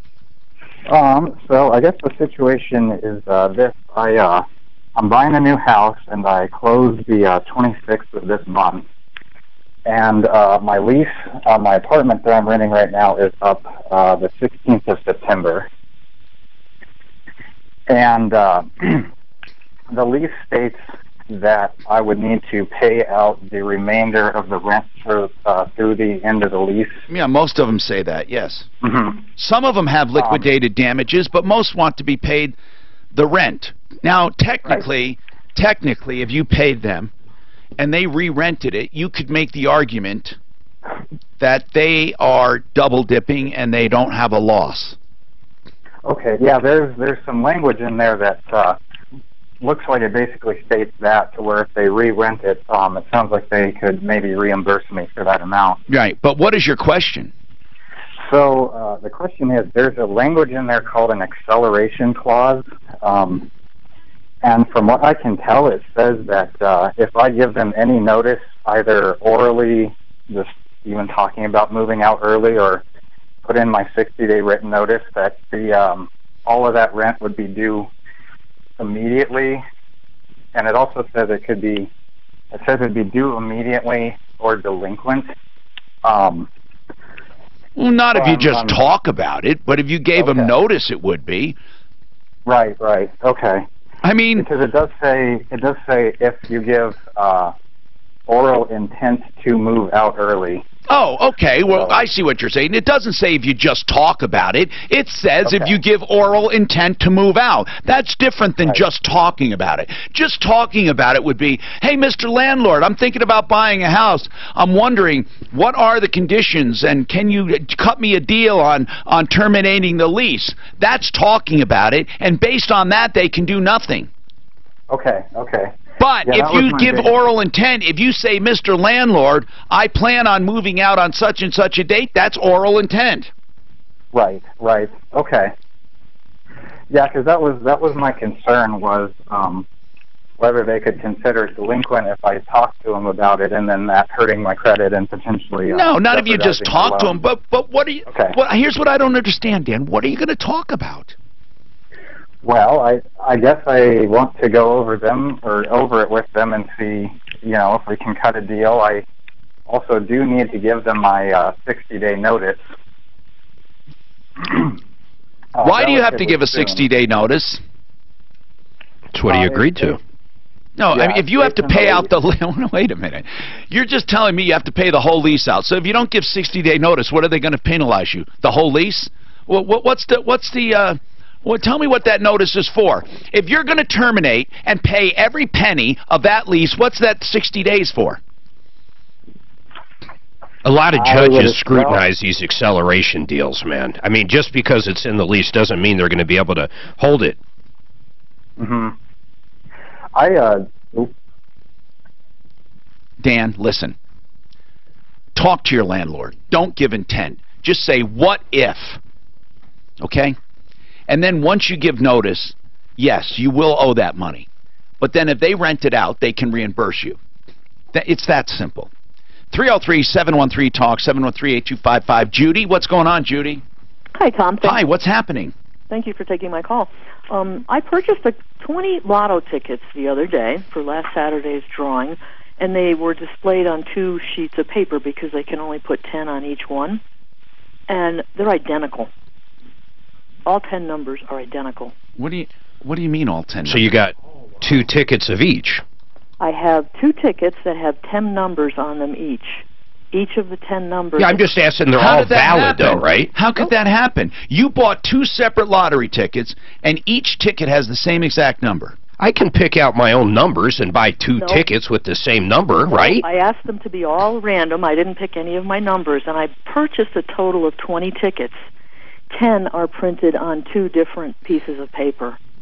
Well, they either screwed you or they sold you 2 tickets each with 1 number. No, each ticket has 10 numbers on it. Right. All 10 numbers are the same. How many duplicate tickets do you have? I have 2 tickets, and they are both identical. Okay. You bought 2 tickets. Yes, each having 10 numbers. Yeah, it's like they hit the button and buy the same thing again. Okay. Why would anyone buy 2 tickets with the same number? They were supposed to be random. Of course they would. Go back and ask them for another one. I thought this was a Colorado Lotto problem. No, it's not. I mean, I think somehow, I don't know how you could have 2 tickets with the same number, though. Why anybody would do it, I have no idea. No, I mean, 2 different people could end up with 2 tickets. That has happened before. If me and you wanted to play the same exact numbers and you wanted to hold 1 ticket, we could do 2 tickets. I understand. That's not prevented. Right. Or by random, people have had 2 identical tickets before, and they split the pot. She's saying that she's got 10 numbers on each ticket. They're all the same. Yes, that's right. I know. They're 2 duplicate tickets, which sounds impossible. And I think what Mark said is right. They somehow printed it twice. There's a button on there they probably hit, and it gives the same bets that just went through. It has to be. But all the numbers that are representative of the Colorado Lottery on the ticket, not the lotto numbers themselves, are different. Right. Because it's a different ticket. It's a different ticket with the same number. I guess my question is, how can that happen? Well, I don't know how it can happen. I don't know. I mean, any clerk out there running a 7-Eleven right now, call us and let us know. We can call lottery and ask them. I mean, but so can you. Judy, why didn't you ask for another ticket? Because I didn't notice it until I went to check my numbers yesterday. Of course, that's right. Now, what happens if she missed it and she would have won? Yeah. Powerball, Tom. The most that can happen is you can get your money back for that 1 ticket, I would think. I'd say if the drawing already went, good luck with that. But if you bring both of them in and say, look... Yeah, but you're supposed to look at it when you leave. But you can't, If Mark, it was in Vegas and it was a horse bet or something, you'd be screwed. But, Mark, you don't know what the numbers are till you scrape them off. You don't know what the numbers are. No. These are lotto tickets. They show the numbers, not a scratch-off. Is this a scratch-off or a ticket? It's a ticket. They're both tickets. That you scratch off? No. Okay, so you know what the number. So then why did you say you didn't know what the numbers were? You had 2 tickets. Why didn't you know what the numbers were? Because I didn't look until Well, I was that's not comparing there. them into the Okay, paper. well, guess what? That's no one's fault. Judy, I can't help you there, okay? If you had 2 random tickets and you didn't look at them, I'm sorry. What can I tell you? Here's the good news, though. That you had the tickets and the numbers were showing. You could have seen them. Here's the good news. She didn't get ripped off $68,000 by David Anders, so this is a good problem. 303-713-8255. SimplyFloorsInc.com will save you money with floors. If you're looking for floor coverings, you can go to 52nd and Ward. They have a big showroom. If you like what you see, go online and make an appointment. Or just go online and make an appointment anyway at SimplyFloorsInc.com. You can make evening appointments at your home. You'll save up to 40% on all the popular floor coverings above and beyond the big so-called mill stores and outlet stores and exchange stores. That's because Buddy Mitchell just simply makes less profit and gives you more service. SimplyFloorsInc.com. She get 1/10 of it. She at least We owe one. a wins it ends up bankrupt. handyman from Friday. They all end up worse You gotta off. put it in. You ever seen that thing about law? Well, today's Can you imagine the odds? Well, I don't care. Just today, tomorrow, Literally whatever. almost every law. But she put it in as random. Ends up bankrupt. The odds of getting all 10 numbers. They're the not. They same. hit a button on there. They reprinted I it. think it's just the odds. If that's the odds, I'd hang on to both those tickets. I think she could hang on to both and bring it back. I wonder, I'd pay $1 for each one. We got the 10 numbers. I wonder, do they say on there random? Can you buy a lot of tickets that say random or choose numbers? The first one I'm sure was random, and then they hit a button that made the second one identical. But does the ticket say that? Like if you bought 10 randoms in front of me, and I was like, oh, that guy, or even if you picked out 10 in front of me, and I said, man, I like how he thinks. I want his exact tickets. They could print me the exact one that you just did. But like say, when you tell them you want random, does it say on the ticket these are random numbers? I don't buy that shit. Do you think that there was 10 numbers that Yes. were all different? No, 10 numbers all the same. You think they were all the same Yes. and the others were all the same? So 20 Yeah. numbers were identical. I don't know the second ticket, they had a different number and then they were all the same. I don't know if random actually prints the same numbers. How's that? What do you mean? I don't know if you order random, if it will ever duplicate the number. I don't know. The odds are probably that they did. Here they did. 10 times. 10 times. What are the odds? Colorado lottery tickets. Duplicate. I've never lost a penny on a lottery. Because you never bought it before. My uncle was, How do you expect to win? I don't want to win. Everybody, if you look, everybody ends up worse off than Not Wednesday. everybody. Well, The majority, I would say the majority. Of course, the majority of them never had anything. I think it's the reason they don't know how to handle it. Plus, they ended up getting a lot more relatives out there than they ever knew they ever had. Yeah, they crawl the woodwork. You know what you do? You set someone up, you could do it so well too. You get the winning lottery ticket afterwards, because they all look the same. So you pick the week before's winning Powerball, and then you buy that next week those numbers, okay? Then you DVR it, and then you sit down and you watch their fucking faces. Somebody while it's did that. going. I mean, that was on, I think, on YouTube or I something. saw it too. That's what made me think of it. I saw exactly what you probably did. And man, they bought it hook, line, and sinker. And they sold Thought it. they won millions. How mean is that? God almighty, how mean is that?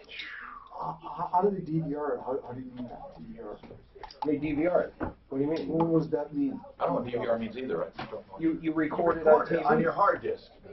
Like an old VHS tape, but it's new. It's not, DVR. yeah, on your TiVo. satellite. Oh, On you're your recording receiver. the winning.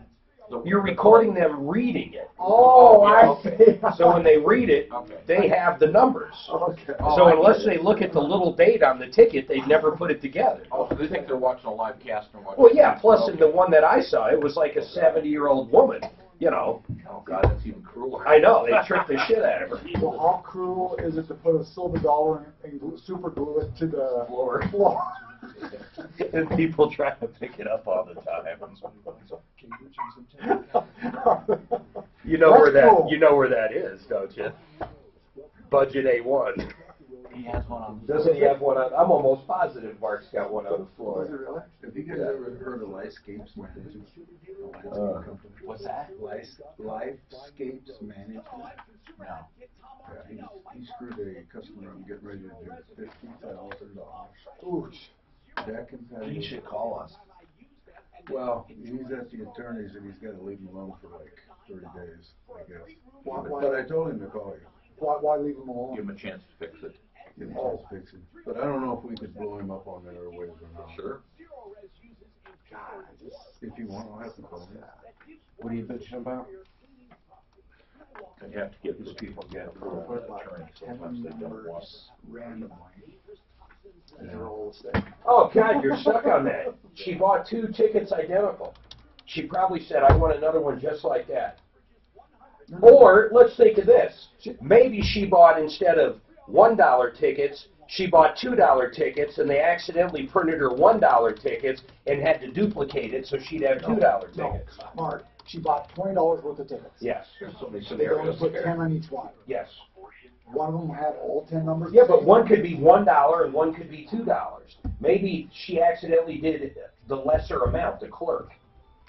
I can buy a $100 lottery ticket, or I can buy a $1 lottery ticket. Yeah, but she'd only have.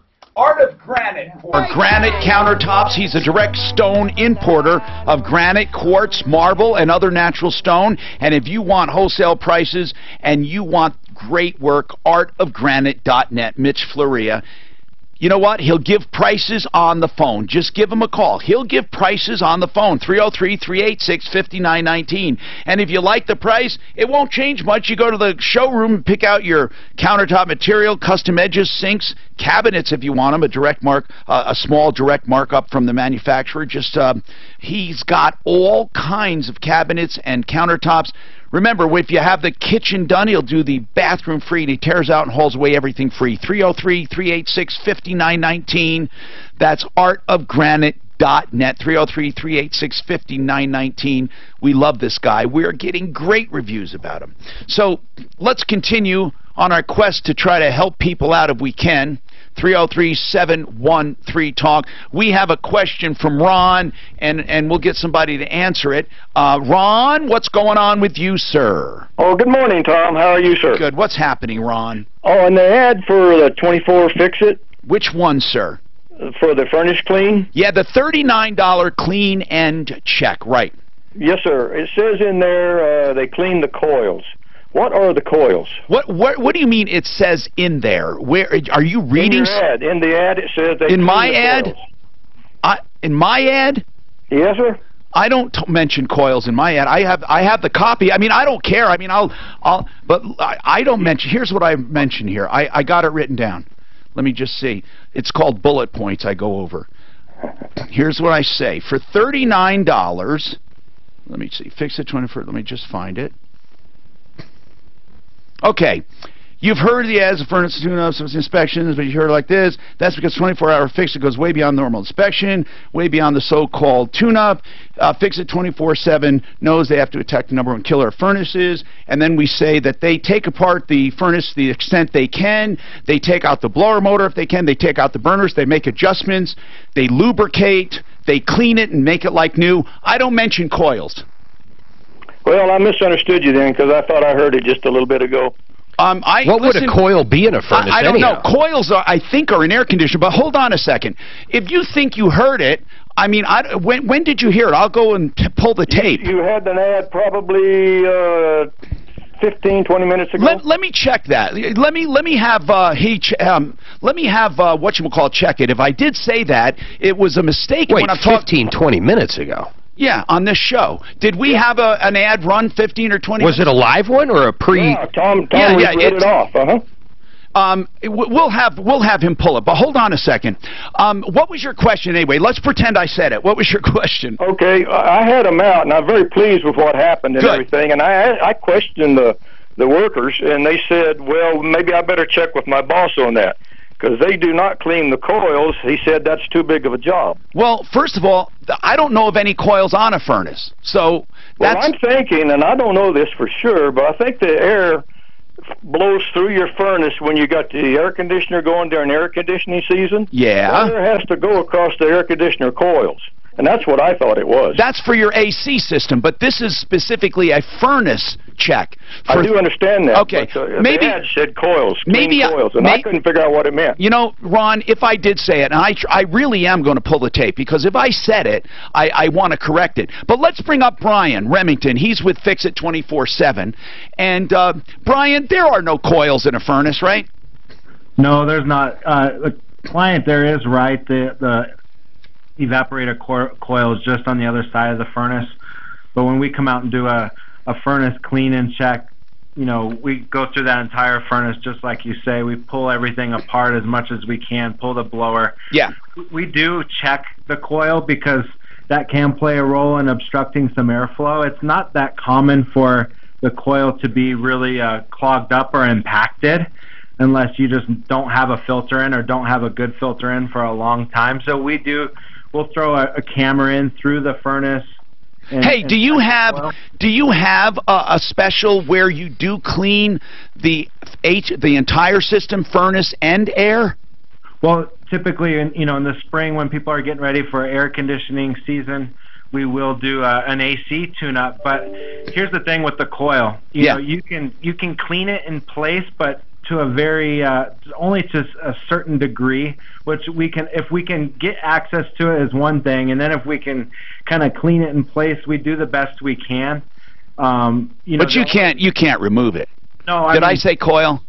Let me hear it. Did I say it? We got to pull that if I said coil. Let me hear it. Go ahead. I think you're right, Ron. Hold on. Let's play it. Do you know these calls where they do those furnace checks? They look over your furnace and hope they find problems to charge you money. Fix It 24/7 goes further. For $39, they disassemble the blower and they clean inside the cabinet. They clean the coils. They clean the heat exchanger. They clean the burners. Okay, so I said coils. You're right, Ron. I said it, and it was wrong. I shouldn't have said coils at all. Okay. I don't even know why I said it's not even on my list of words. So anyway, just mark that spot, please. Would you remove that, please? Okay. He recorded what I did live a few minutes. That was about 20. How long ago was that? That one. How many minutes ago? Oh, that one played at 11:03. This guy knows what he's talking about. That was exactly when he said. He was on you, man. Okay, so Brian, to make a long story short, you need to get out and clean this dude's coils. Brian, I apologize to you, Brian. Hey, Tom, if you promise it, I'm happy to come back out and do the best I can for him. No. I said coils. I don't know why. Hey, Ron, can I ask you something? No, seriously. I want to. Were you pleased with the service? Oh, absolutely. They did a wonderful job. They did. Did they take things apart like I said? Oh, yeah. They took that squirrel cage out and took it over to my utility sink and cleaned it, put it back. It was really in good shape. Did a wonderful job. All right. Well, thank you, by the way, Ron, for catching that mistake for me. And, Brian, I don't think there's a big deal there. I'm sorry I said coils. God, I can't believe I said that. I can. But, see, I pulled the tape. Anyway, 303-713-TALK is our number. Feel free to pick apart my performance. Do you remember that? I don't, honest to God, Mark, I'm getting, see, I can't believe I said coils. I know there's no coils in a furnace. Years ago on April Fool's Day, yes, you were pulling a joke on Al Aramis with Pro Auto Care. Yes. And you said that he was giving out, I'm terrified to even say it after what happened. Free tires. Yeah. To the first 20 callers. Yeah. Boy, did that not go well. Okay, by the way, I just want to say something on this Fix It 24/7. They do not clean coils, okay? This is a furnace check and clean, okay? So 720-526-3939. Their website is fixmyhome.com. Sure. Yeah, that's a good point. You're right. No, but a heat exchanger, they say furnace. So if you have a heat exchanger, you don't have a furnace. Yeah, that's true. They don't clean heat exchangers. I mean heat pumps, I'm sorry.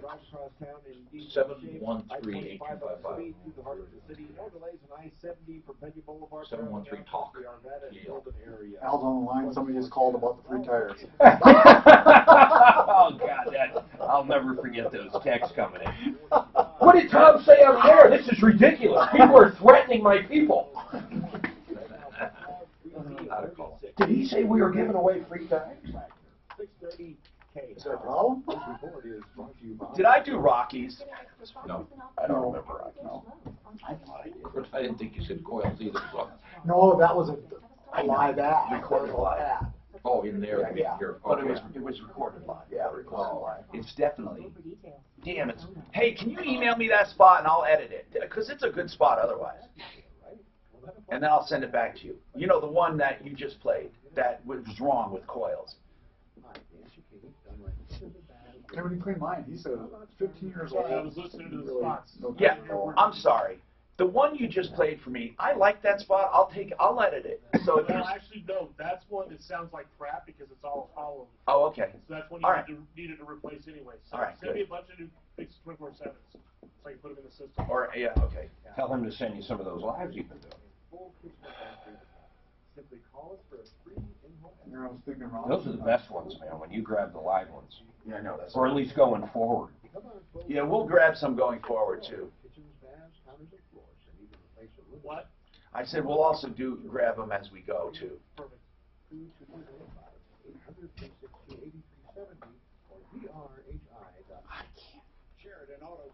Coils. Clean the coils. What the frick was I thinking? Coils. Heat exchanger. Boy, that guy was on you like blue bonnet, man. That was crazy. Hey, listen, they listen, man. They freaking listen. Hey, Tom said you clean those coils, boy. When there's something free, when there's something That's free. good, though, because it shows that they're paying attention.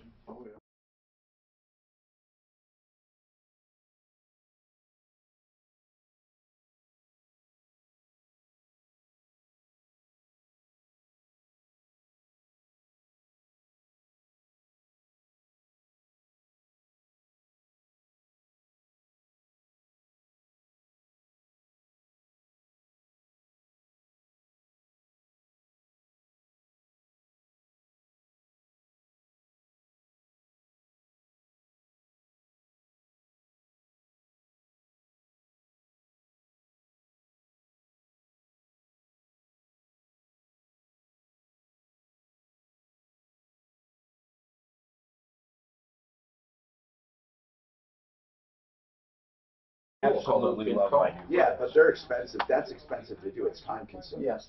power wash. And they're sharp too. The power wash, you gotta be careful because you can lay all the fins over. Ask how I know that. Looks like the Oscars' worst night ever. 16% down from last year. I can't even tune Was into it political? Oh, I'm sure it was Jimmy Oh, Kimmel. Kimmel's the most That's why political nobody fuck out there. What's it, Ryan Seacrest, that was supposed to interview people out on the red carpet? I guess he's involved in some sex scam thing now. Oh, really? Yeah, People but walked right by him. Walked right by him without being interviewed. I never watched it when it wasn't. I don't watch it either. I just turned it on the news. It's boring. This movie was good, though. I don't know if it won. The one where Oh, she the- puts up the 3 billboards. She won Best Actress. I love that movie. That was And there a was Best good Supporting Actor. Both of those. What were the billboards saying? How about the ones where they were taking the young black guys and putting old white people's brains in them? I love that. Did you see it? Hell yeah, man! That was a great movie. I loved it. Oh my God! I loved it. I had no idea till the end. Zero Are you idea. the one I told? You're the one I told you to see it, right? Probably. What's the name of the show? Get out. Get out. Get out. Oh, what a great movie. Fucking, you just heard. I already gave you the damn. I shouldn't have said a damn thing. I had no idea. Absolute no idea till the end. It's still well worth watching. It's not like Black Mirror, is it? Well, you don't like Black I Mirror. know. 3 billboards. It's the same was good. premise as some of them, but it's a. saw Three It won. Yeah, I like Didn't it. it win? I've seen them all. I think it She's a won great some actor. I stuff. like that lady. Hi, Tom Martino, your troubleshooter, 303-713-TALK, 713-8255. Rocky's Auto, 63rd and Federal for used cars, trucks, SUVs, and vans. They have variety in financing. They have variety in vehicles. They have variety in colors, and they have variety in all kinds of down payment options for you. 63rd and Federal, Monday through. Oh, they have new hours. I ought to pay attention here because they did change their hours. So let me make sure I have that straight. Okay. It is Monday. It's Monday through Friday 9 to 7, and Saturday 9 to 6. So Monday through Friday, 9 to 7, Saturday, 9 to 6. 303-426-4646, 63rd and Federal. What's going on, Denise? What's happening? We have a couple lines open, 303-713-TALK. What's going on, Denise? Well, my daughter purchased a vehicle from Peak Kia. Yes? We gave her down payment. A couple of weeks later, they contact her and say, well, we need you to sign a new contract. That's not uncommon with car dealers. If they don't like the deal or they can't get it sold, they want to rewrite it, depending on how it's written. Is that what they said? They couldn't get her financed? Yes. Yes, one said... They did not say they couldn't get her financed. What happened was, before she left, she said, so am I approved? Am I financed? Because if not, I don't want to take this car. They told her yes. As a matter of fact, they sent her a text message showing where she was approved for the car. But ultimately she was, wasn't she? Yes, yes. So what's the issue? So, the issue is, she's made her payment. When she went to get her tags for her vehicle, they did not send the paperwork. So she emailed them several times saying, please release my paperwork so I can get the tag. They would not respond back. So she has a vehicle that she can't drive. Wait a minute. Why do they want her to sign a new contract? We don't know. Well, there's got to be a reason. They have to give you a reason. We don't know. We don't know. And on the back of the original contract, it says that their contract, Kia will be the financier or financee until... You're smart. You're very smart, Denise, because that's what I've gotten dealers on this before, where they put themselves down as the lender, okay? Right. And nowhere in that paperwork does it say that your contract is contingent on them selling that note to another bank. So you're very smart to pick up on that. A lot of people don't pick up on that. And then if you call Peak Kia, they're going to say, well, it does say contingent upon approval. And you can say, well, it was approved because they gave me the keys and signed the contract. So technically, I believe that you can hold them to that contract, and I wouldn't sign a new one. But I need to know why they're telling you they need a new contract. We would like to call them. Let's give them a call during the show here. We have another hour. Hold on, Denise. We need to know who you're talking to, because that is something that happens all the time. That dealers say they're going to be the lender. They put themselves down as the lender. They give you a truth in lending statement.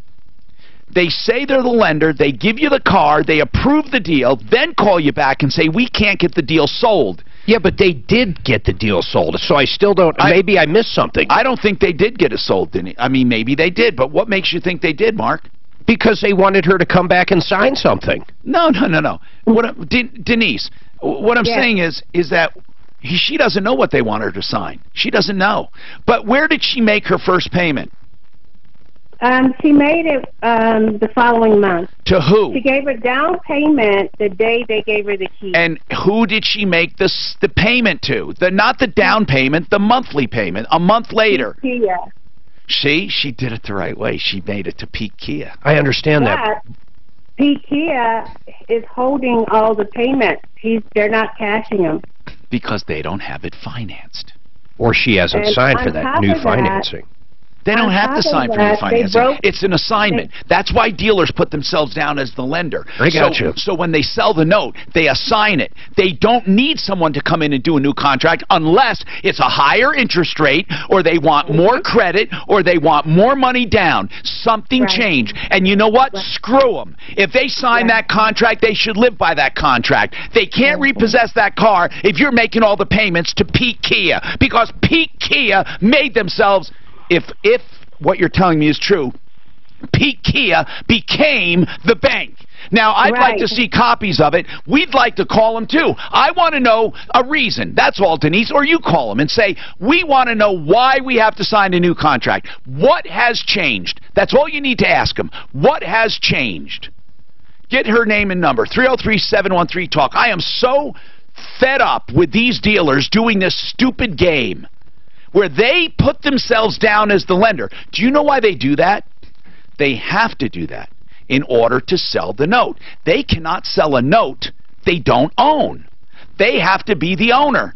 So they write a contract, and they put themselves down as a lender, and they have to give you a truth in lending statement, and they have to do all of that to make it legal, or otherwise you can back out of it.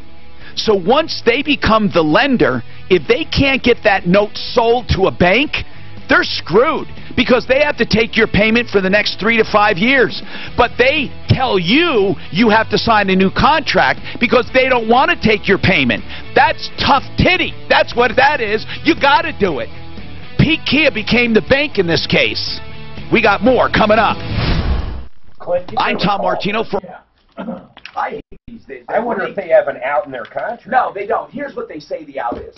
It says this contingent upon credit approval. Well, Mark, gave the approval. Exactly. That's what I argue. They're the ones that gave approval. They let the car go. They signed the contract. To me, that's approval. What else if they just want the car back now, though, and they'll give all their payments back? Well, then you can do that too. But they might charge mileage. Yeah. Well, no, they can't can't. Without charging anything. Man, dealers really screw themselves when they do that.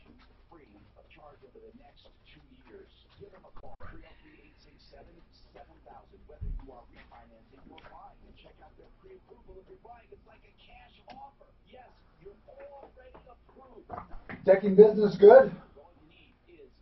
We're 3 months out right now. Really? Are you kidding me? Yeah, no help. Yeah, Is that what it is? Labor is crazy expensive right now, and a lot of it's shit, from what I hear. Yeah, I mean, if I just let anybody go, then I'd go downhill, and I don't want to do that. I'd rather be honest with people and tell them, hey, wait, you know? Are most people doing decks, or are they doing Composites. Oh, I love my composite one. I really do. Oh, yeah. No maintenance. You know? Well, you know, they do fade. Look, they do. Well, the older ones do. The newer ones. So, do they glue? You got a wooden look. Because I probably am at the. Yeah, the newer ones. And this is the wood feel. Yeah. Has a grain in it. Yeah. Yeah, you can't beat it anymore. I mean, the only thing is it's got pricey. How much more is it than redwood? Almost $10 a square foot just for the decking. Really? But you get something that's gonna No, cut that on you in 15. No, I totally agree. You know, It's going to have a pickup a sliver. You know, if you can weigh that, but that's why we've been doing financing, because that'll cover the rest of it. Because most people have a little money, not all of it. Yeah, no, those composites, that's really, yeah. And they're made out of wood Recycle. Recycled plastic. There's no, so there is some wood. Plastic bags, clear plastic bags only. Really? I didn't realize all the recycled clear stuff that's out there. But they get trailer loads after trailer loads after trailer loads. So those composite guys are, I mean, they get all their stuff for free, huh? No, they pay for it. They gotta pay for it. Where they paid for it from? I don't know. But I just, so people are recycling. It's sawdust. I know it's fine wood sawdust and the plastics. Now, a lot of people are using the virgin stuff. I think it's the AZEX and the TimberTex, but then you're paying more money. And this is the only company that owes nobody. They're 100% debt free. What free? Debt free. Oh, are they? Okay. Amazon checking accounts? No, I think people really like to see that recycled stuff too. Right. I mean, right. The green people, Boulder. Well, no, yeah, I do. I like to see it, and I know it's just like. But I don't get too many people that just buy it just because you're great. You know. Yeah. Only people who really ask for it is by Boulder. They're all green out there. Well, you know, like the tires and stuff, and then and now they make and they put it on ball fields and stuff like that, and I think that's great. It's well, they do it because it's a good product. Right, but it's a good product, but it's you getting rid of the tires. Mark, how'd your deck end up? Remember you called and you wanted some advice about what to do. Yeah, I gotta put I don't know what I'm gonna do with it. I'm probably gonna put an epoxy over it. Wood? No, it's cement. Oh. Okay. Yeah, it's a cement. Well, you could put a composite over cement on and glue it down. No. Well, just like you would in a garage floor, they gotta come out. They gotta No, you can't really prep it. No, you can't lay it on top because it expands and contracts. And I don't know what it would do if you have boxes now. You're right. Especially here. In the heat, you know, if it's in a garage or something, I don't think. You got it outside, steadily pushing. Yeah. You mean wood though?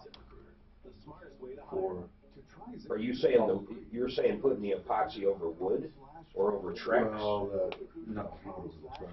You wouldn't need to. But no, you said you were going to put it over concrete. The way they prep it is it would float over it. So I mean, it wouldn't expand it. It's just it's grossly expensive. I mean, that's the problem. But redoing it would be vastly more. So there's no good answer for it. Except for those outdoor rugs they sell. Yeah, they cover up a lot. Because what I can do is I can actually fill the cracks. That's what I'll do this year. I'm definitely going to get the cracks filled. So there'll be no leaking underneath whatsoever. I got the perfect product for that. And then I'll put rugs over it, which we have down already. So. You said leaking, what's it leaking to? The hot tub underneath. Oh, you have it down on top. Yeah. Concrete that's leaking. That's right. Yeah. The house was empty for a full winter, and I think it basically ice dammed and cracked the cement. I mean, that's exactly what happened. I mean, it's nuts. Because the other deck that gets a little sunlight, it's perfect. Hi, I'm Tom Martino, your troubleshooter. This hour brought to you by John Fuller, Fuller Law. If you need a personal injury attorney, John Fuller is there to help you. Sometimes you don't know where to turn. John Fuller can help. So we solve problems, answer questions, and take complaints. The commercials are part of the content because we are all in it for one reason, and that is to help consumers. So if you have a problem, question, or complaint, the number is 303-713-TALK, 713-8255. As I said, John Fuller with personal injury. If you have been injured and you're losing work, you lost a car, you're pain and suffering, whatever you think, if you think someone else is responsible, he'll gladly evaluate your case complimentary. Never any charges for initial consultations, and if he takes the case, he only collects if you collect. We've been dealing with John Fuller for years and referring people. He does great work for people, very passionate and knowledgeable of the law. John Fuller, personalinjuryco.com, 303-597-4500, 303-597-4500. Okay, let's talk and try to help you any way we can. Mark wants to talk about refinancing. Mark, go ahead. What's happening? Hey, Tom. So, yeah, I have a quick question. I owe about $175,000 on my mortgage. Yeah? I'm in a 30-year, 3.5%. But I've been paying quite a bit extra every month. But how do you pay extra? How do you pay extra? So I do it online, and usually when I do my my escrow, I don't have an escrow. I have my taxes and my insurance paid separately. Okay. So my monthly payment is $1,700, and so what I do is I put in $1,200 extra, let's say, for the monthly bill. So $1,200 goes towards principal. And do you mark it toward principal? Yes, and then after I've made 2 or 3 of those, when I go to make a payment, it says you've made the enough monthly payments. So then it says straight principal. It'll just say principal reduction, and I'll put $3,000. Okay, good. Gotcha. All right. So you're doing it the right way. So I've been doing that. Now, my question is, so I owe $175,000. I'm in a good interest rate for 30 years, but would it benefit me to refinance to get my monthly payment lower so then more goes towards principal? No. If you refinance, you mean for a shorter term you could, yes. If that's what you're asking, you can refi to a shorter term. How many years left on this note if you paid as is? Just normal? Oh, normal, I'd have like 24 years. Okay, if you paid normally. If you keep going the way you're going, when do you want to pay it off? I'd like to pay it off in the next 3 or 4 What was the original loan? $440. So you paid it down by doing this, and how long did it take you to pay it to $175? About 6 years. You did a great job. So Why don't you just pay it off then in another 6 years? You and keep it the way it is. Why would you want to refi? Tell me your logic. He'd be paying less interest would be the main reason. Well, he's only 3.5 interest right now. Yeah, but he's paying interest on 24 years right now. If you refied into a 10-year mortgage, he's not paying interest on 24 years because he's going to be paying it off way sooner. He's already paid it off in record time. He's paid it down to 175 in 6 years. He's going to have it paid off in another 6. So why would you? Are you saying his interest that he pays each month is less right now because he's paid it down? No, I'm saying it's the same. It's 3.5%, Mark. Yes. Okay. That 3.5% he pays for a less amount of time. You don't pay the same amount. If it went 30 years, yes. But it's not going 30 years. It's only going to go another 6 or 7 years. So the total interest he's paying is way less. If you refi right now, it'll go back to 30 unless you want to make it a shorter term. But if you make it a shorter term with more interest, why would you do that? If you made it, okay, let's say you can pay this off in 7 years, okay, at 3.5% interest. Why would you refi at 4.5 or 4 3/4 for 7 years? Why would you do that? You wouldn't. Well, right. Yeah, and I agree with that. My thought was this, though. If I take the 175, refinance it, even if it's a higher interest rate, would that make my monthly payment less? Yes, it would. But why would? Yes, it would. But why would you do that? You're paying more interest. I mean, if you're it depends on what your goal is. If your goal is monthly cash flow, then get a lower monthly payment. If your goal is to pay it off quicker, do exactly what you've been doing. What happens to a lot of people is that when they refi, they think in their back of their brain, okay, I can make a lower payment each month. But the reason they're going to make a lower payment each month is because they're stretching that mortgage back out over to a brand new 30 years. Right. So it would not behoove you to do that. Okay, yeah, my goal is just to pay it off. I don't want you have the best interest rate to do that right now. And if you can keep on track with what you're doing, you're going to be paid off in 6 or 7 years. Refinancing that you can never get 3.5% for 7 years. Okay. Perfect. So you're doing great. You're doing really good. And I would keep doing exactly what you're doing. What's going on with Steve? Steve, what's happening? Hey, Tom. Steve Johnson. I just wanted to call and say that Sal with Colorado Redwood Decks put our deck in for us about 6 weeks ago. Yeah. And I was just telling my wife last night, it is absolutely beautiful. I am so happy. The post, he put lights on them, so when it gets dark, all the posts have lights, and it all lights up the stairway and everything. I mean, it is... Well, thank you, because he's sitting in here saying hello today, and I'm glad that you love the work he did. We get great reviews about Colorado Redwood Decks on the referral list. Thanks, Steve. Yeah, so you remember him? Yeah, you do. You've been around a long time. I think it's his brother. Yeah. On this email, Tom, you mentioned this email. They want to know about, I know what they're talking about. They're talking about what do you call it, that place instead of veneers you recommend, and I'm wondering about for children. When I talk about the new orthodontics for adults, I just want to make this note. Yes, you can do it for children. My children are doing it, but it takes longer on purpose, okay? So if you get your kids in there 7, 8, 9, 10 years old, they can wear these mouthpieces for a few years and straighten their teeth out 90% of where they're going to go. Then they only need braces for a short amount of time. Some don't need braces at all. So yes, they do it for children as well. And then the entire process with braces itself is less. So the whole thing takes about the same amount of time as regular orthodontics, but less time in braces, if that makes sense. So it's cheaper, and it's better. It's so it's the new orthodontics, yes, for kids, okay? And the kids number, I'll just give you that number, 303-690-0400. That's for kids. 303-690-0400. Lisa, what's going on with you, Lisa? What's happening? Okay, I have been dealing with some health issues with my daughter for about 10 years. Actually, you and I have talked before. It's been about 5 years. She has a headache that has been constant since a horse riding accident about 10 years ago. Oh, yeah.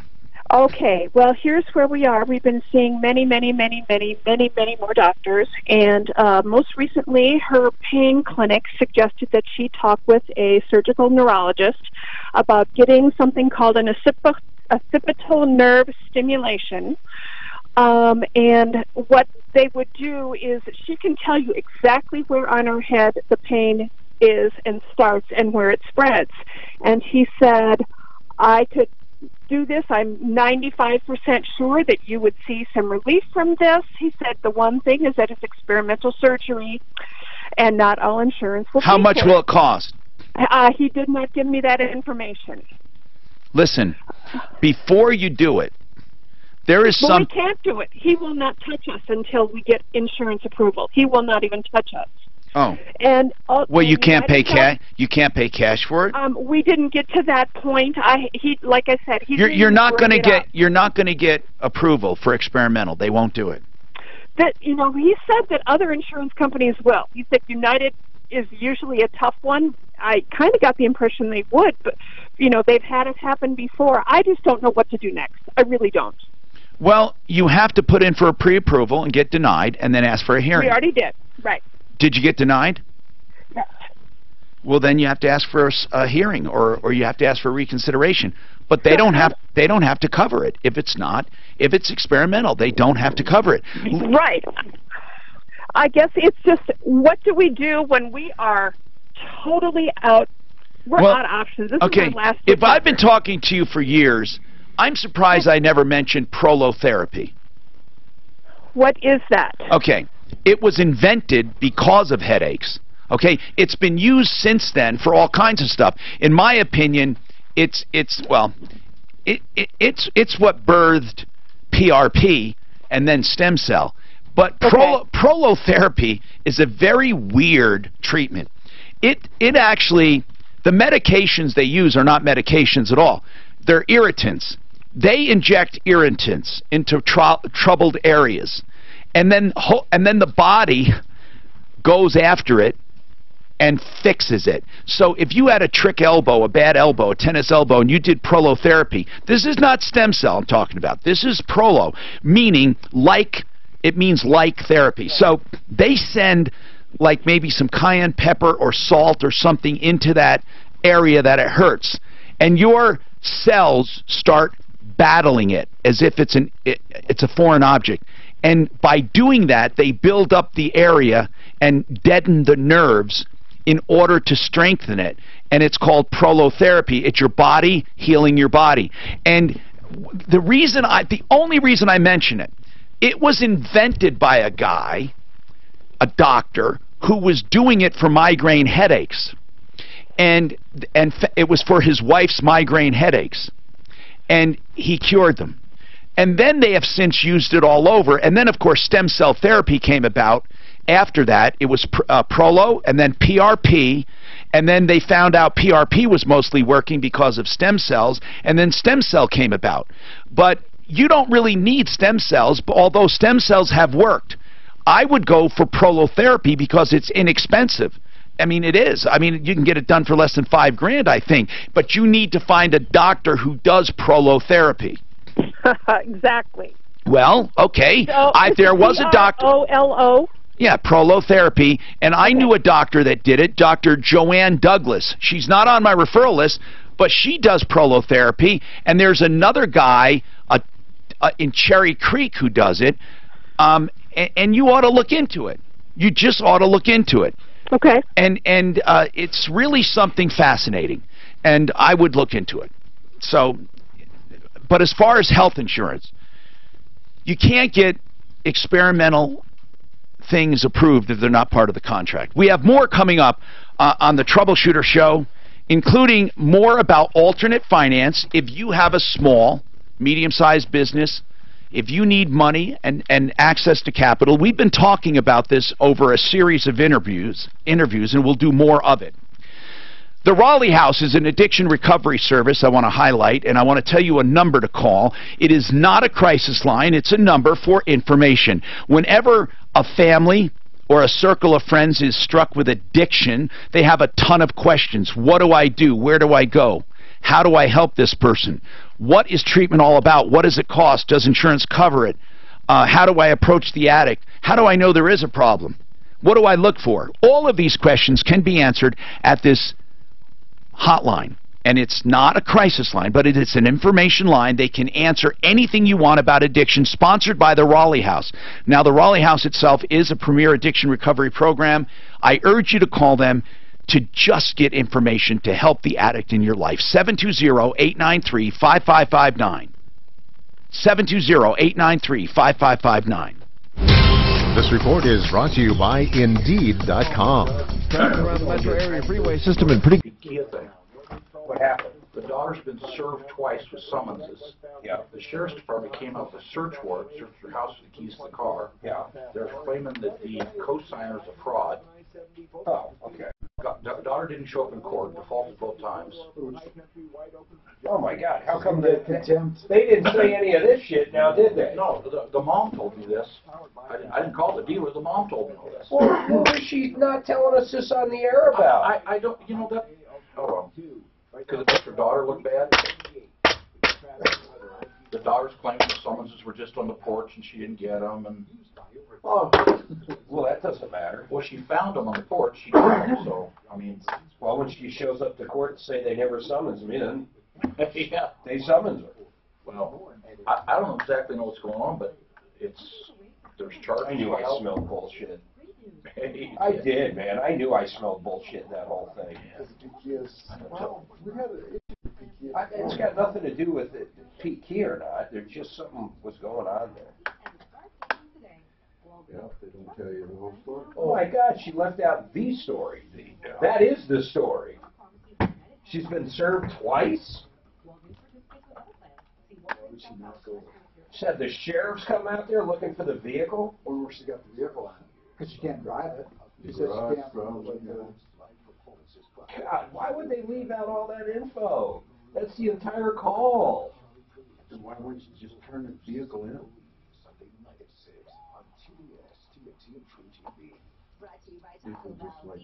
And this is the rest of the story. That's the whole story. That's the part that kills me.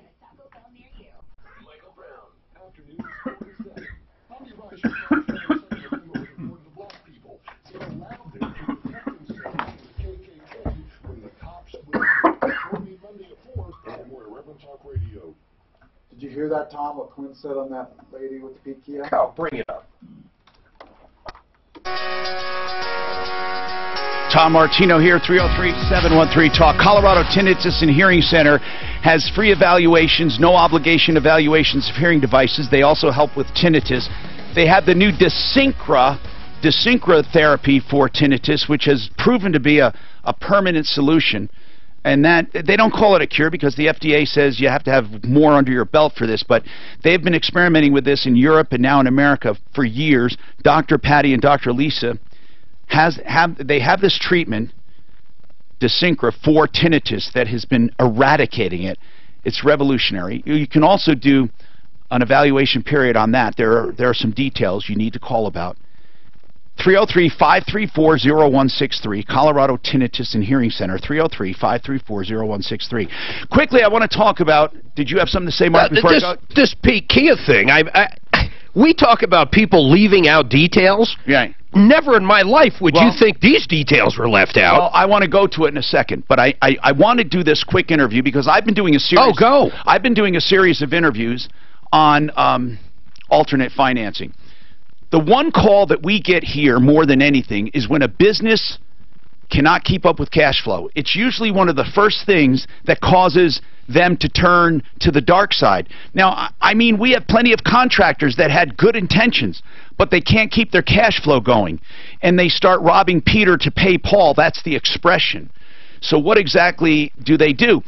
You know, it used to be you go to a bank, you have to have stellar credit, you have to have something of value as security or collateral, and you have to jump through all kinds of hoops to get a loan.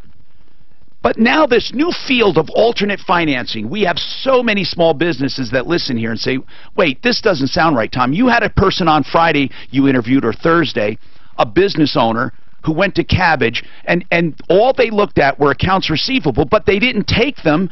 They're not a factoring company, so what do I need to get a loan? It does sound a little too good to be true. Now, make no mistake, it's more expensive than conventional financing, but what good is less expensive if you can't get it? Sometimes people need money, and they need it quickly. And when I say more expensive, we're not talking about loan sharks here. We're talking about some very reasonable fees for what they do. They're taking a tremendous amount of risk. Now, Cabbage is one of the big players in this field. Victoria Traeger's with us. She's the Chief Revenue Officer. Victoria, very quickly, the one thing after that interview, we did an interview with a business owner who uses Cabbage and has an open line of credit. She absolutely loves it. And it almost sounded too simple. She said a business can go online and based on years in business and accounts receivable and cash flow, they can pretty much get a loan. And I'm wondering, why can you guys do this where banks can't? So fundamentally, it's a great question. Cabbage has completely changed the game for how small businesses get a loan by leveraging technology. And so what Cabbage does is it allows small businesses, really we take lending into 2018 and beyond, by allowing businesses to complete the entire application either online or through their mobile phone. The entire process is under 10 minutes. And the reason and what makes it so unique is that businesses simply, instead of going and finding tax documents and other old forms that are really looking historically at business performance, right? Small businesses just link the services that they use to run their business, and I'll back up and I'll tell you what those are, and then they complete the application, and Cabbage does the rest. When they link those services, because as you know, all of this information is now in the cloud. You mean they link their bank accounts and stuff? They can link dozens of services. So some businesses will link their accounting data through Xero or QuickBooks. Okay. They can link their bank account. They can link payroll processing data. They can link Amazon. Sure.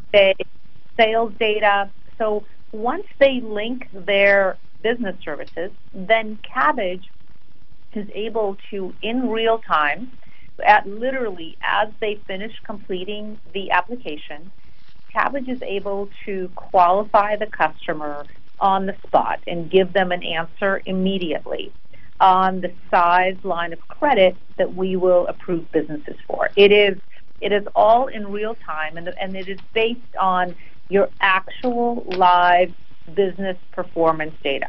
Okay, Victoria, this is unsecured though, right?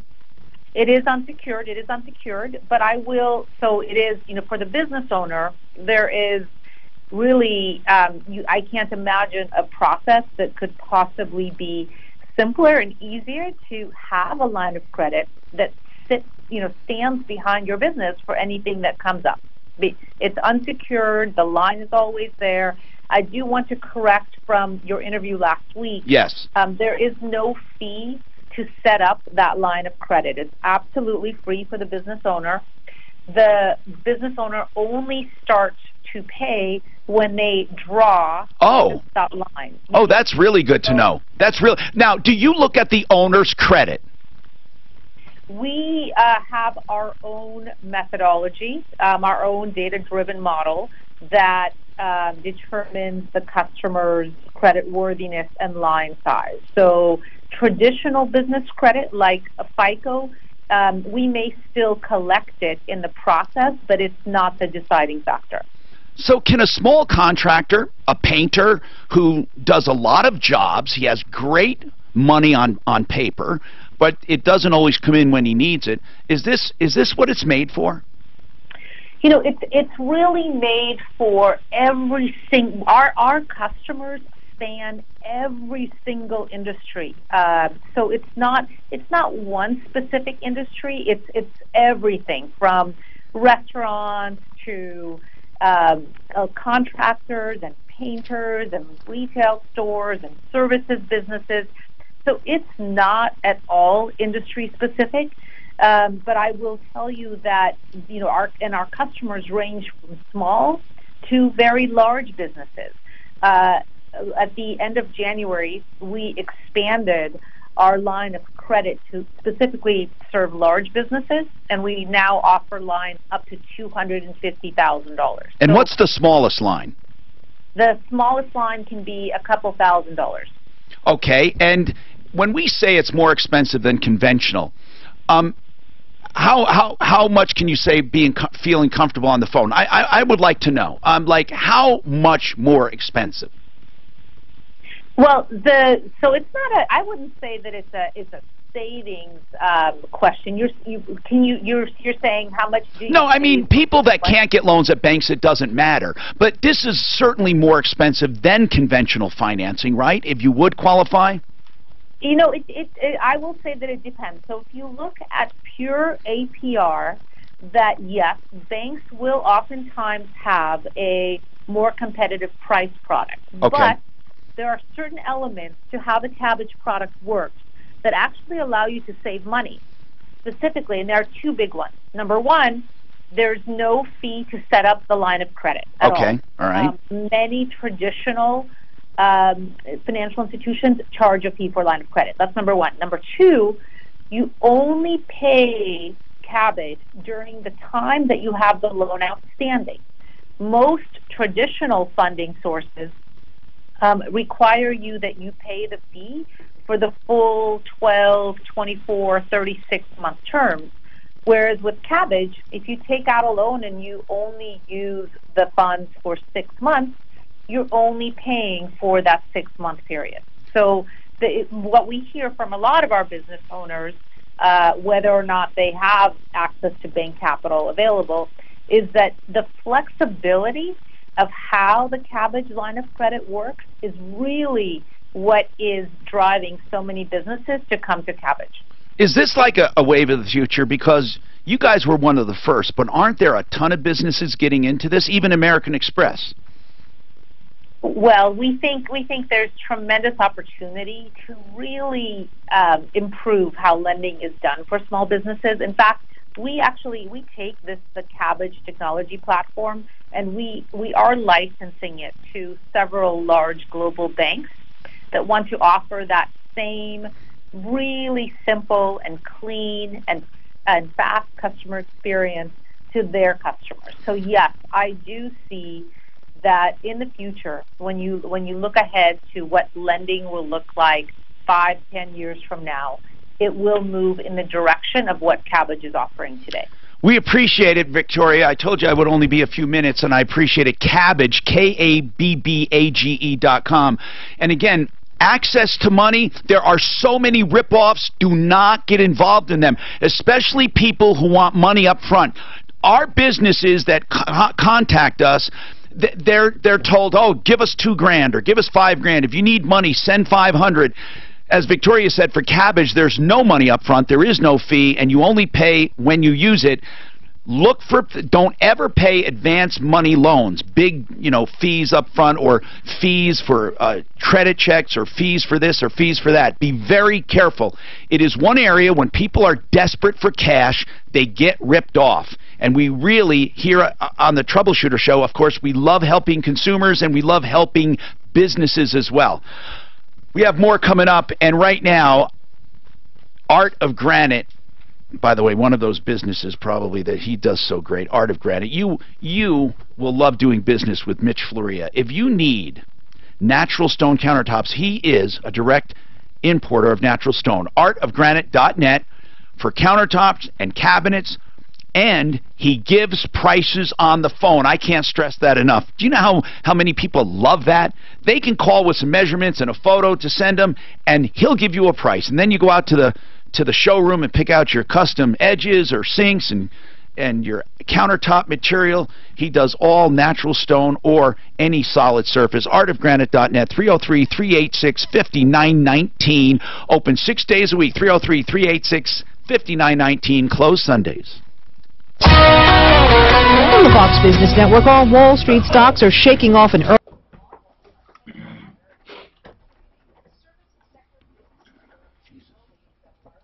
Sometimes I feel like So much shit.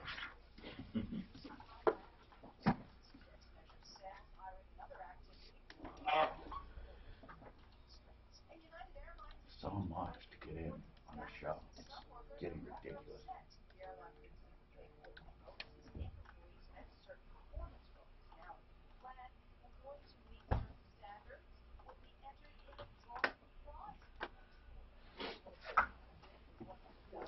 Prize or cash, luxury cars, and vacation packages, according to the Chicago Business Journal. The program is called Four for Store Rewards, and has reportedly infuriated. Did Cabbage ever put out what the rates were that they give?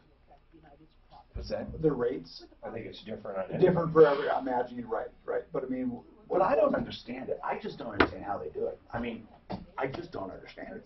Because for business it's for a year. I don't know of any businesses, I've talked to many, that get turned down. From Cabbage or other? Yeah, from Cabbage. Oh, I mean, they got to look at something, but what is it? They must know what they're doing, but how do you do that? How do you open up a line like that and manage that? They look at their QuickBooks and their taxes. I guess if you have a company that has good books, they've been paying their taxes, they have money coming in, they figure, look, they're decent people. I guess that's what they figure. Aren't they off of Shark Tank? Yeah. Well, I thought it was American Express. No, both. Cabbage is on its own. American Express has its own division. Oh, okay. Global Finance or something. Like, I wanted to interview like a third one too. There are companies that could never get a loan at a bank, and they get a loan. Why? Why don't banks do it? Right. Banks are the banking model. Conventional banks are going away. They don't pay interest. I mean, they pay you hardly anything for your money. How do conventional banks make it? How do they make it? Well, fees would be a huge one. You know, people putting their savings in banks. But aren't people going to get smarter than that eventually?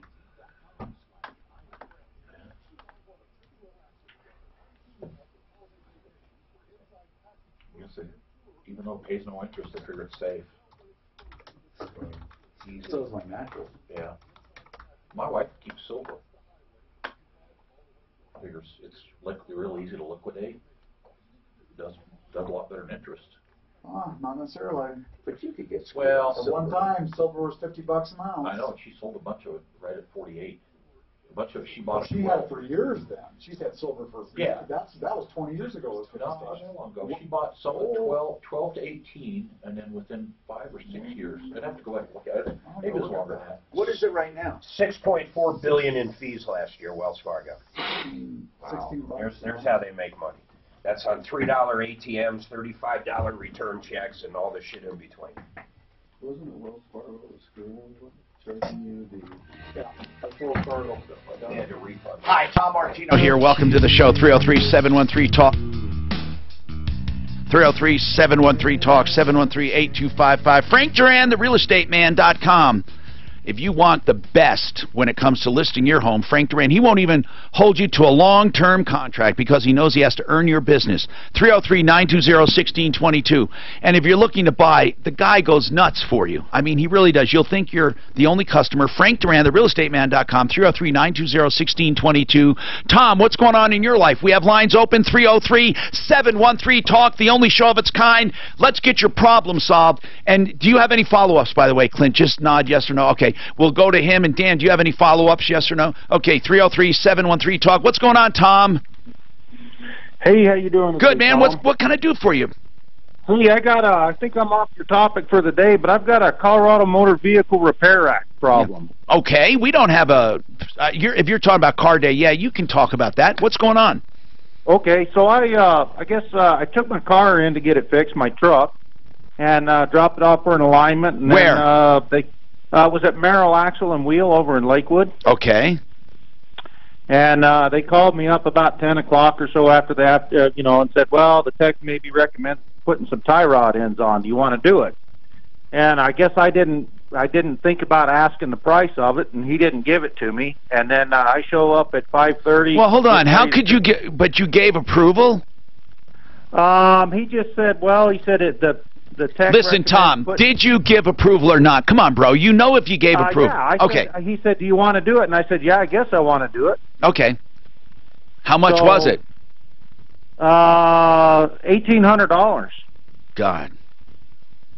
What were you expecting? The truck that I had taken in previous was, I think, $300. So I assumed it would be kind of on the same lines as that.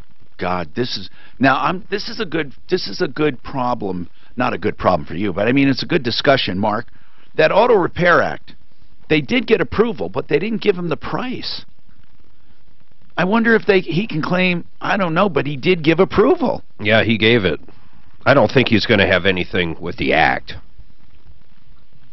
We used to have, I used to have like Enterprise Rent-A-Car, and I had some other larger fleet accounts that, you know, we just basically had an open purchase order. They'd say fix it. They didn't care how much it was. So. But Tom, did you pay it?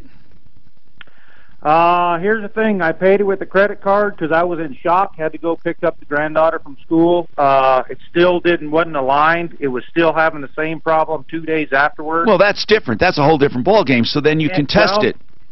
I did, and I came back and I actually called the credit card company and put a stop on it. Yeah, well, you go online and do it, and you say you didn't get what you paid for. That's one of the options. Right, because it was still doing it. So anyway, long story short, I fought the credit card company. They found in his favor, and I'm stuck with $1,800 worth of paying for it. And the credit card company recommended I took the parts back to him. So I took the parts off, took them back to him, and then went and got the parts somewhere else. Wait a minute. They don't recommend you take the parts back. Not until it's over. So what credit card company is this? That was Chase credit card. I find that shocking. So they now you can't get the parts back? I haven't even tried to get the parts back. I took the parts back to them, and because that's what the people at the credit card dispute company said to do. No, they don't. Listen, I've been through Chase. No, they don't. They say that after it's over, you can take it back. They ask if you have the parts to return. Okay, because the lady said you'll have a stronger case if you take the parts back to them. And so what did you take off? I took the tie rod ends and the drag link off of it. And what did you put? And what did you put back on? I went and I bought the parts to where I could get them, and buying them over the counter was $400. He charged me $1,400. Tom, why then, if it was still doing it, and then you replaced it, why did it stop doing it? Because I went and replaced the tire. It ended up being a bad tire on it. Jeez. Let's look at the other side real quick. And here's what I mean. Shop owner. Guy comes in, says fix it. He comes to pick it up. He pays me in full, doesn't say anything. Couple days later, I get a thing from the credit card company saying he's denying everything. I'd go balls to the wall with him. He'd end up paying me just like he did this guy. This thing was handled horribly. But why let me ask you something. Before you contest the charge, why didn't you go back there? I did. I went back there 5 minutes afterwards, and while they were bringing my truck out, I told the guy, this is ridiculous. Had you told me it was $1,800, no, I'm not talking about I'm not talking about the money. I'm talking about when it was still doing it. I did go back, and all he said was, you got a lifetime warranty, and at that point, you know, I said, I'm not, this is crazy. I'm not, it's $1,800 was crazy to fix it. That's the whole real issue, though, right? The $1,800 bucks. How much did it cost with you to fix it? How much did it cost for you to buy those parts? I can buy the parts for $400. Yeah. I bought the parts, and I'm a mechanic. I don't have an alignment table, so I don't... Okay, listen. You may want to take them to small claims court, but you did go about it the wrong way. If they said you had a lifetime warranty, you should have made them try to fix it, and then they would have found the tire maybe. We don't know. I think you jumped the gun. I think you were pissed off that you gave approval and did not check the price first. I think that was your main deal. Because it could be you needed both. It could be, did you ask for your old parts, Tom? I didn't at the time because I was in so much shock that I'm talking about... Okay, well, you know what? I'm sorry you're in shock. I don't know what to do. Tom, really, seriously, it was handled the wrong way. You need to go back and at least get your parts if you paid for them. Or put in another dispute, or sue them in small claims court. You have a number of options, but I don't think you're going to win. You gave approval, and you're saying it was doing the same thing, but there's nothing to say that you did not need the tie rod ends. It's possible. His entire issue was the price. How many miles on this truck? It has 150,000. Okay, then it could have you could have very well needed both. You could have had a bum tire plus you needed tie rod ends. It could be one caused the other, or the tire caused that problem. I don't know. I really don't know. I wish you would have called us before all this mess happened, but Chase, they sided against you. Call the guy up and see what they're willing to do for you, if anything. I don't think they'll probably do anything for you. 303-713-TALK. George, what's happening with you, George? Yeah, I got this notice here from Healthcare Alliance, coupons for discounts at your pharmacy, and it didn't have any name on it. Where did you get the card? From the mail. It just showed up. Yeah, and it didn't have my name on it or anything. It's just in the mailbox, right? And it says Healthcare Alliance. Right. And it's a savings card. Yeah, it says 75% off, then it's got authorization number. It's got 4 different coupons. Well, anyway, what about it? Well, is it a ripoff? I have no idea. You don't have to pay for it? I don't know. It just seems kind of funny. They could maybe get customers into the pharmacy, then pay the discount, play the discount game. You're going to charge them the usual and claim a discount. Well, I don't know. What is it for, a particular pharmacy? No. Prescription savings coupon. Dear coupon holder, enclosed blah, blah, blah. Right. Healthcare has used the strength of group buying power to secure discounted rates on medications. And did they tell you where to go? They said these coupons can be used at nearly all U.S. pharmacies nationwide. Walmart, Target, Kmart, Costco. Well, why don't you try it? If it does, I mean, if you don't have to pay anything and this just showed up and it gets you a savings, go ahead. They may have negotiated a discount program and you were on some mailing list. As long as you don't have to pay, I don't see how it hurts you.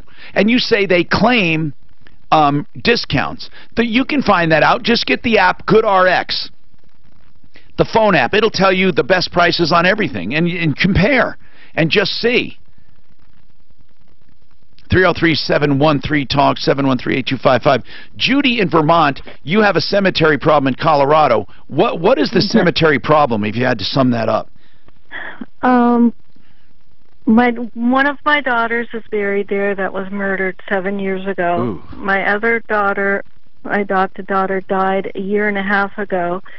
And I've been trying to get the funeral home to get her buried with my first daughter and replace the stone. When did your second daughter die? September 2016. And where has she been if she hasn't been buried? Her ashes are at Apollo Funeral Home, the one that I've been trying. And you've paid them? I paid them $4,900. In July of 2017. Everything was supposed to be all set, then they could go ahead with and what do they acknowledge you paid them? Oh yes. Then what's the hang up? Emails. What's the hang up? I don't know. They told the last correspondence I had with them, sometimes I talked to them on the phone, sometimes I talked to them with email, was January 31st. They said next week they'll be placing the stone. I've been in contact. All right, with hold on. We're going to assign this to one of our deputies to try to get the information. This poor woman's been running around. She's paid them $4,900. This is terrible. 303-713-TALK. One Clear Choice Garage Doors. If you have a garage door that needs fixing, oneclearchoicedoors.com. They are a premier garage door company, and you would love the way they do business. They're quick, they're reliable, they're efficient. 303-565-6409. It's oneclearchoicedoors.com, 565-6409. Hey, Alarama says he's got a special, and I want to know what it is at Pro Auto Care. What's going on, Al? Hey, Tom. Well, you know, we do all makes, all models, and we do all types of services.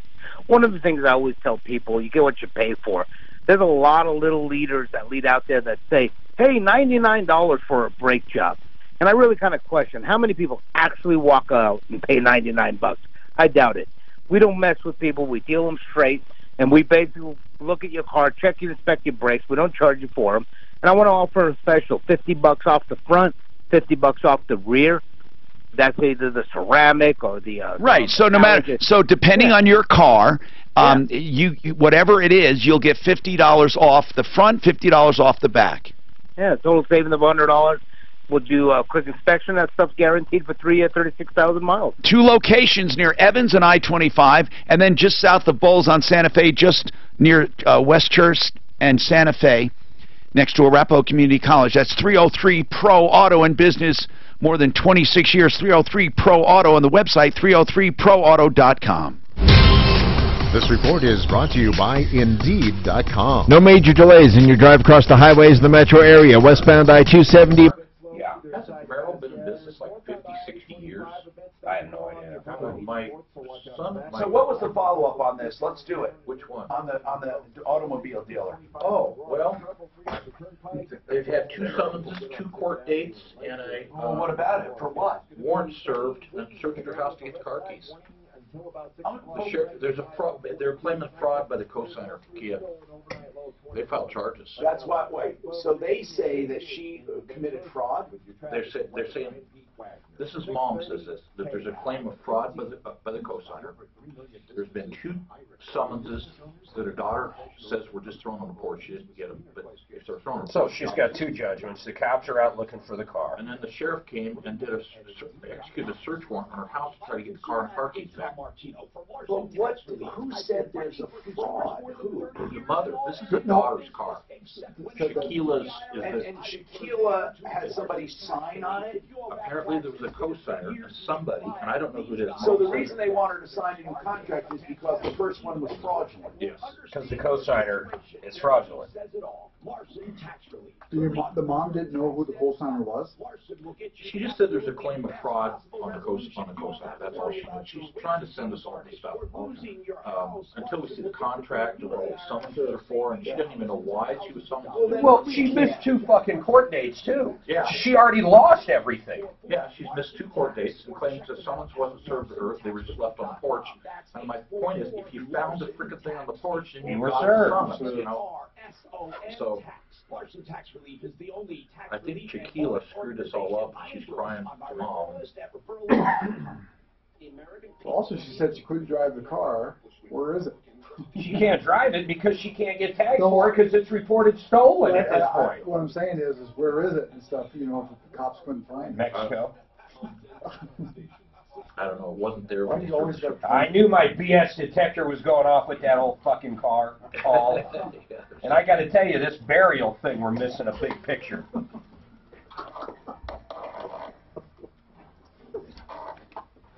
Stem cell therapy, Dr. Chris Centeno Schultz, they've been doing it from the beginning. That's stem cell therapy. If you want stem cell therapy for painful joints, don't settle for less than MDs and true not amniotic fluid, but living stem cells that are harvested at the point of the appointment. So if they have fluid shipped in, it's not real stem cells. 303-963-9201. Insist on Centeno Schultz. 303-963-9201. All right, let's keep going here. 303-713-TALK, 713-8255. Now, to follow up quickly on Peak Kia, the woman said they signed all the paperwork and Peak Kia wanted them to come in and do new contracts, and she said she had no idea why. Isn't that right? Yeah, Clint, originally. Yeah, originally, but the caller then stated to me that there was a claim of fraud on the part of the cosigner. So when I asked her why they were asking to sign new contracts, and she said, I have no idea, there was a claim of fraud. Mm. Yeah, keep going. And they served her twice. There's been 2 summonses that she's claiming the daughter did not receive. They were just thrown on the porch. So she received them. So she received them. She missed 2 court dates. So, and then the sheriff went searching for the car? The sheriff came out, served a search warrant, and they went in the house. They came looking for the car, and they also went in the house looking for the car keys. They didn't get anything. You can't make this stuff up. So, apparently they're saying they committed fraud. Peak is saying they committed fraud. Now, I don't know what is what going on, okay? But in any case, we're looking into that problem, all right? Just to let you know. Marlene, what's going on with you, Marlene? Hi, I am an owner of a business, and for the first time, I have a company that hasn't paid up on their bills, and they sold their company to another company, and so it'll be my first time. Well, if they sold their company and they're not in business, did you get a personal guarantee when you did business with them? Yes. You did? Yes, I have a contract with them. Well, do you have a contract with the individual or the business? The business. Okay, well then that's not a personal guarantee. You're cooked. If you have a contract with the business and the business is out of business, so is your claim. If they sold the business, it's possible... Which they didn't. You know they just sold the assets. No one in their right mind is going to buy that. Normally, they don't buy the obligation, Marlene. But here's the deal. Oh. Listen, if you're not sure, some people are stupid. They might... Did they tell you they sold their business? Yeah, he got in touch with me just like the day beforehand and said that he sold the business and to a venture capital. Did he say he's going to pay you? Yep, he told me via phone that he would pay me. And how much does he owe you? Around $2,800. All right, you can go to small claims for that, but if the business is out of business, you can't get anything. You can try it, but you can't get anything. What's going on to Violet? What's happening? Yes, sir. I'd like to give a shout-out to One Clear Garage Door. One Clear Choice? What happened? Yes. Well, it's been a while. I just haven't had a chance. Well, I'm glad you called. Did they do a great job for you? Oh, wonderful. They were very professional, very prompt in getting here. What did you need done? We had to get a new garage door. Yeah, they did one for me. I can't believe how silent these new doors are. Oh, it's wonderful. I can't even hear it. I know it. I know it. I mean it. I can't hear it. Literally cannot hear it. By the way, thank you for telling me about it. OneClearChoiceDoors.com, 303-565-6409. I love representing these guys. Okay. Where'd we leave off with that, the burial? Okay. I'm going to make a call after the show. Pardon me. Okay, cool. Yeah, on the burial, that funeral parlor supposedly, or mortuary, whatever, took $4,900 in July of last year. My radar's up on this one, too. What do you think? Something's missing. I mean, it's insane. They say the ashes are there, but they say they don't have it. Her daughter's not buried. But you want to talk about tragic. One daughter was murdered and the other daughter died shortly after. It's crazy. Okay, any other follows that you have, Clint? And so we are still looking into 44th Avenue, or I say 44th Avenue, it's 44th Auto Service. Yeah. But you got to go to SleazeBrigade.com to find out more about these guys. They are just bad news, people. They're just bad news. And you have to figure it out because they will not do any work. He's not even in his building anymore, so I have a feeling the rip-offs we're hearing about happened previously, and they're not new ones. But if anybody goes right now, if you hear the name Jim Weiss, or you hear the name 44th Auto Service, stay away from them, because they're just bad news. And then on the other sleazes, the Sleaze Brigades, I did an update, by the way, at sleazebrigade.com about Jim Weiss. And I also want to remind you about Dusty Lobsinger. We are going to serve him. We're going to go to court, but we're also looking for criminal charges with this guy. This guy is bad news, and we're looking to have criminal charges brought against him, as well as Dave Anders. Now, both of these guys took money up front and basically did nothing in return. 303-713-TALK. Do we have time for any more calls? We probably don't, so we can do some other follow-ups, okay? As far as the Sleaze Brigade, Dusty Lobsinger, I want to give out phone numbers because I want you to remember these clowns. Dusty Lobsinger, his phone number, he took 15 grand and did nothing. 720-838-8811. Now, this guy has felony convictions, multiple civil suits, and he goes by Lobsinger Construction or Dusty Lobsinger or Dustin Lobsinger. 720-838-8811. 8811. Then the new number for Dave Anders, that's up. His new number is 720-251-5583. He took $15,000 and did very little work. All the work he did has to be redone. It is so bad. And that's Dave Anders, A-N-D-E-R-S, Anders Construction, 720-251-5583. Find out more about these guys at sleazebrigade.com. And to help yourself, that's referralist.com. Referralist.com. Save all your problems for me. Do you have a name for Dustin Hobson construction company? Advanced Building Solutions? Lopsided construction? Yeah, it's Advanced Building Solutions. Yeah. So she said she was going to drop by today.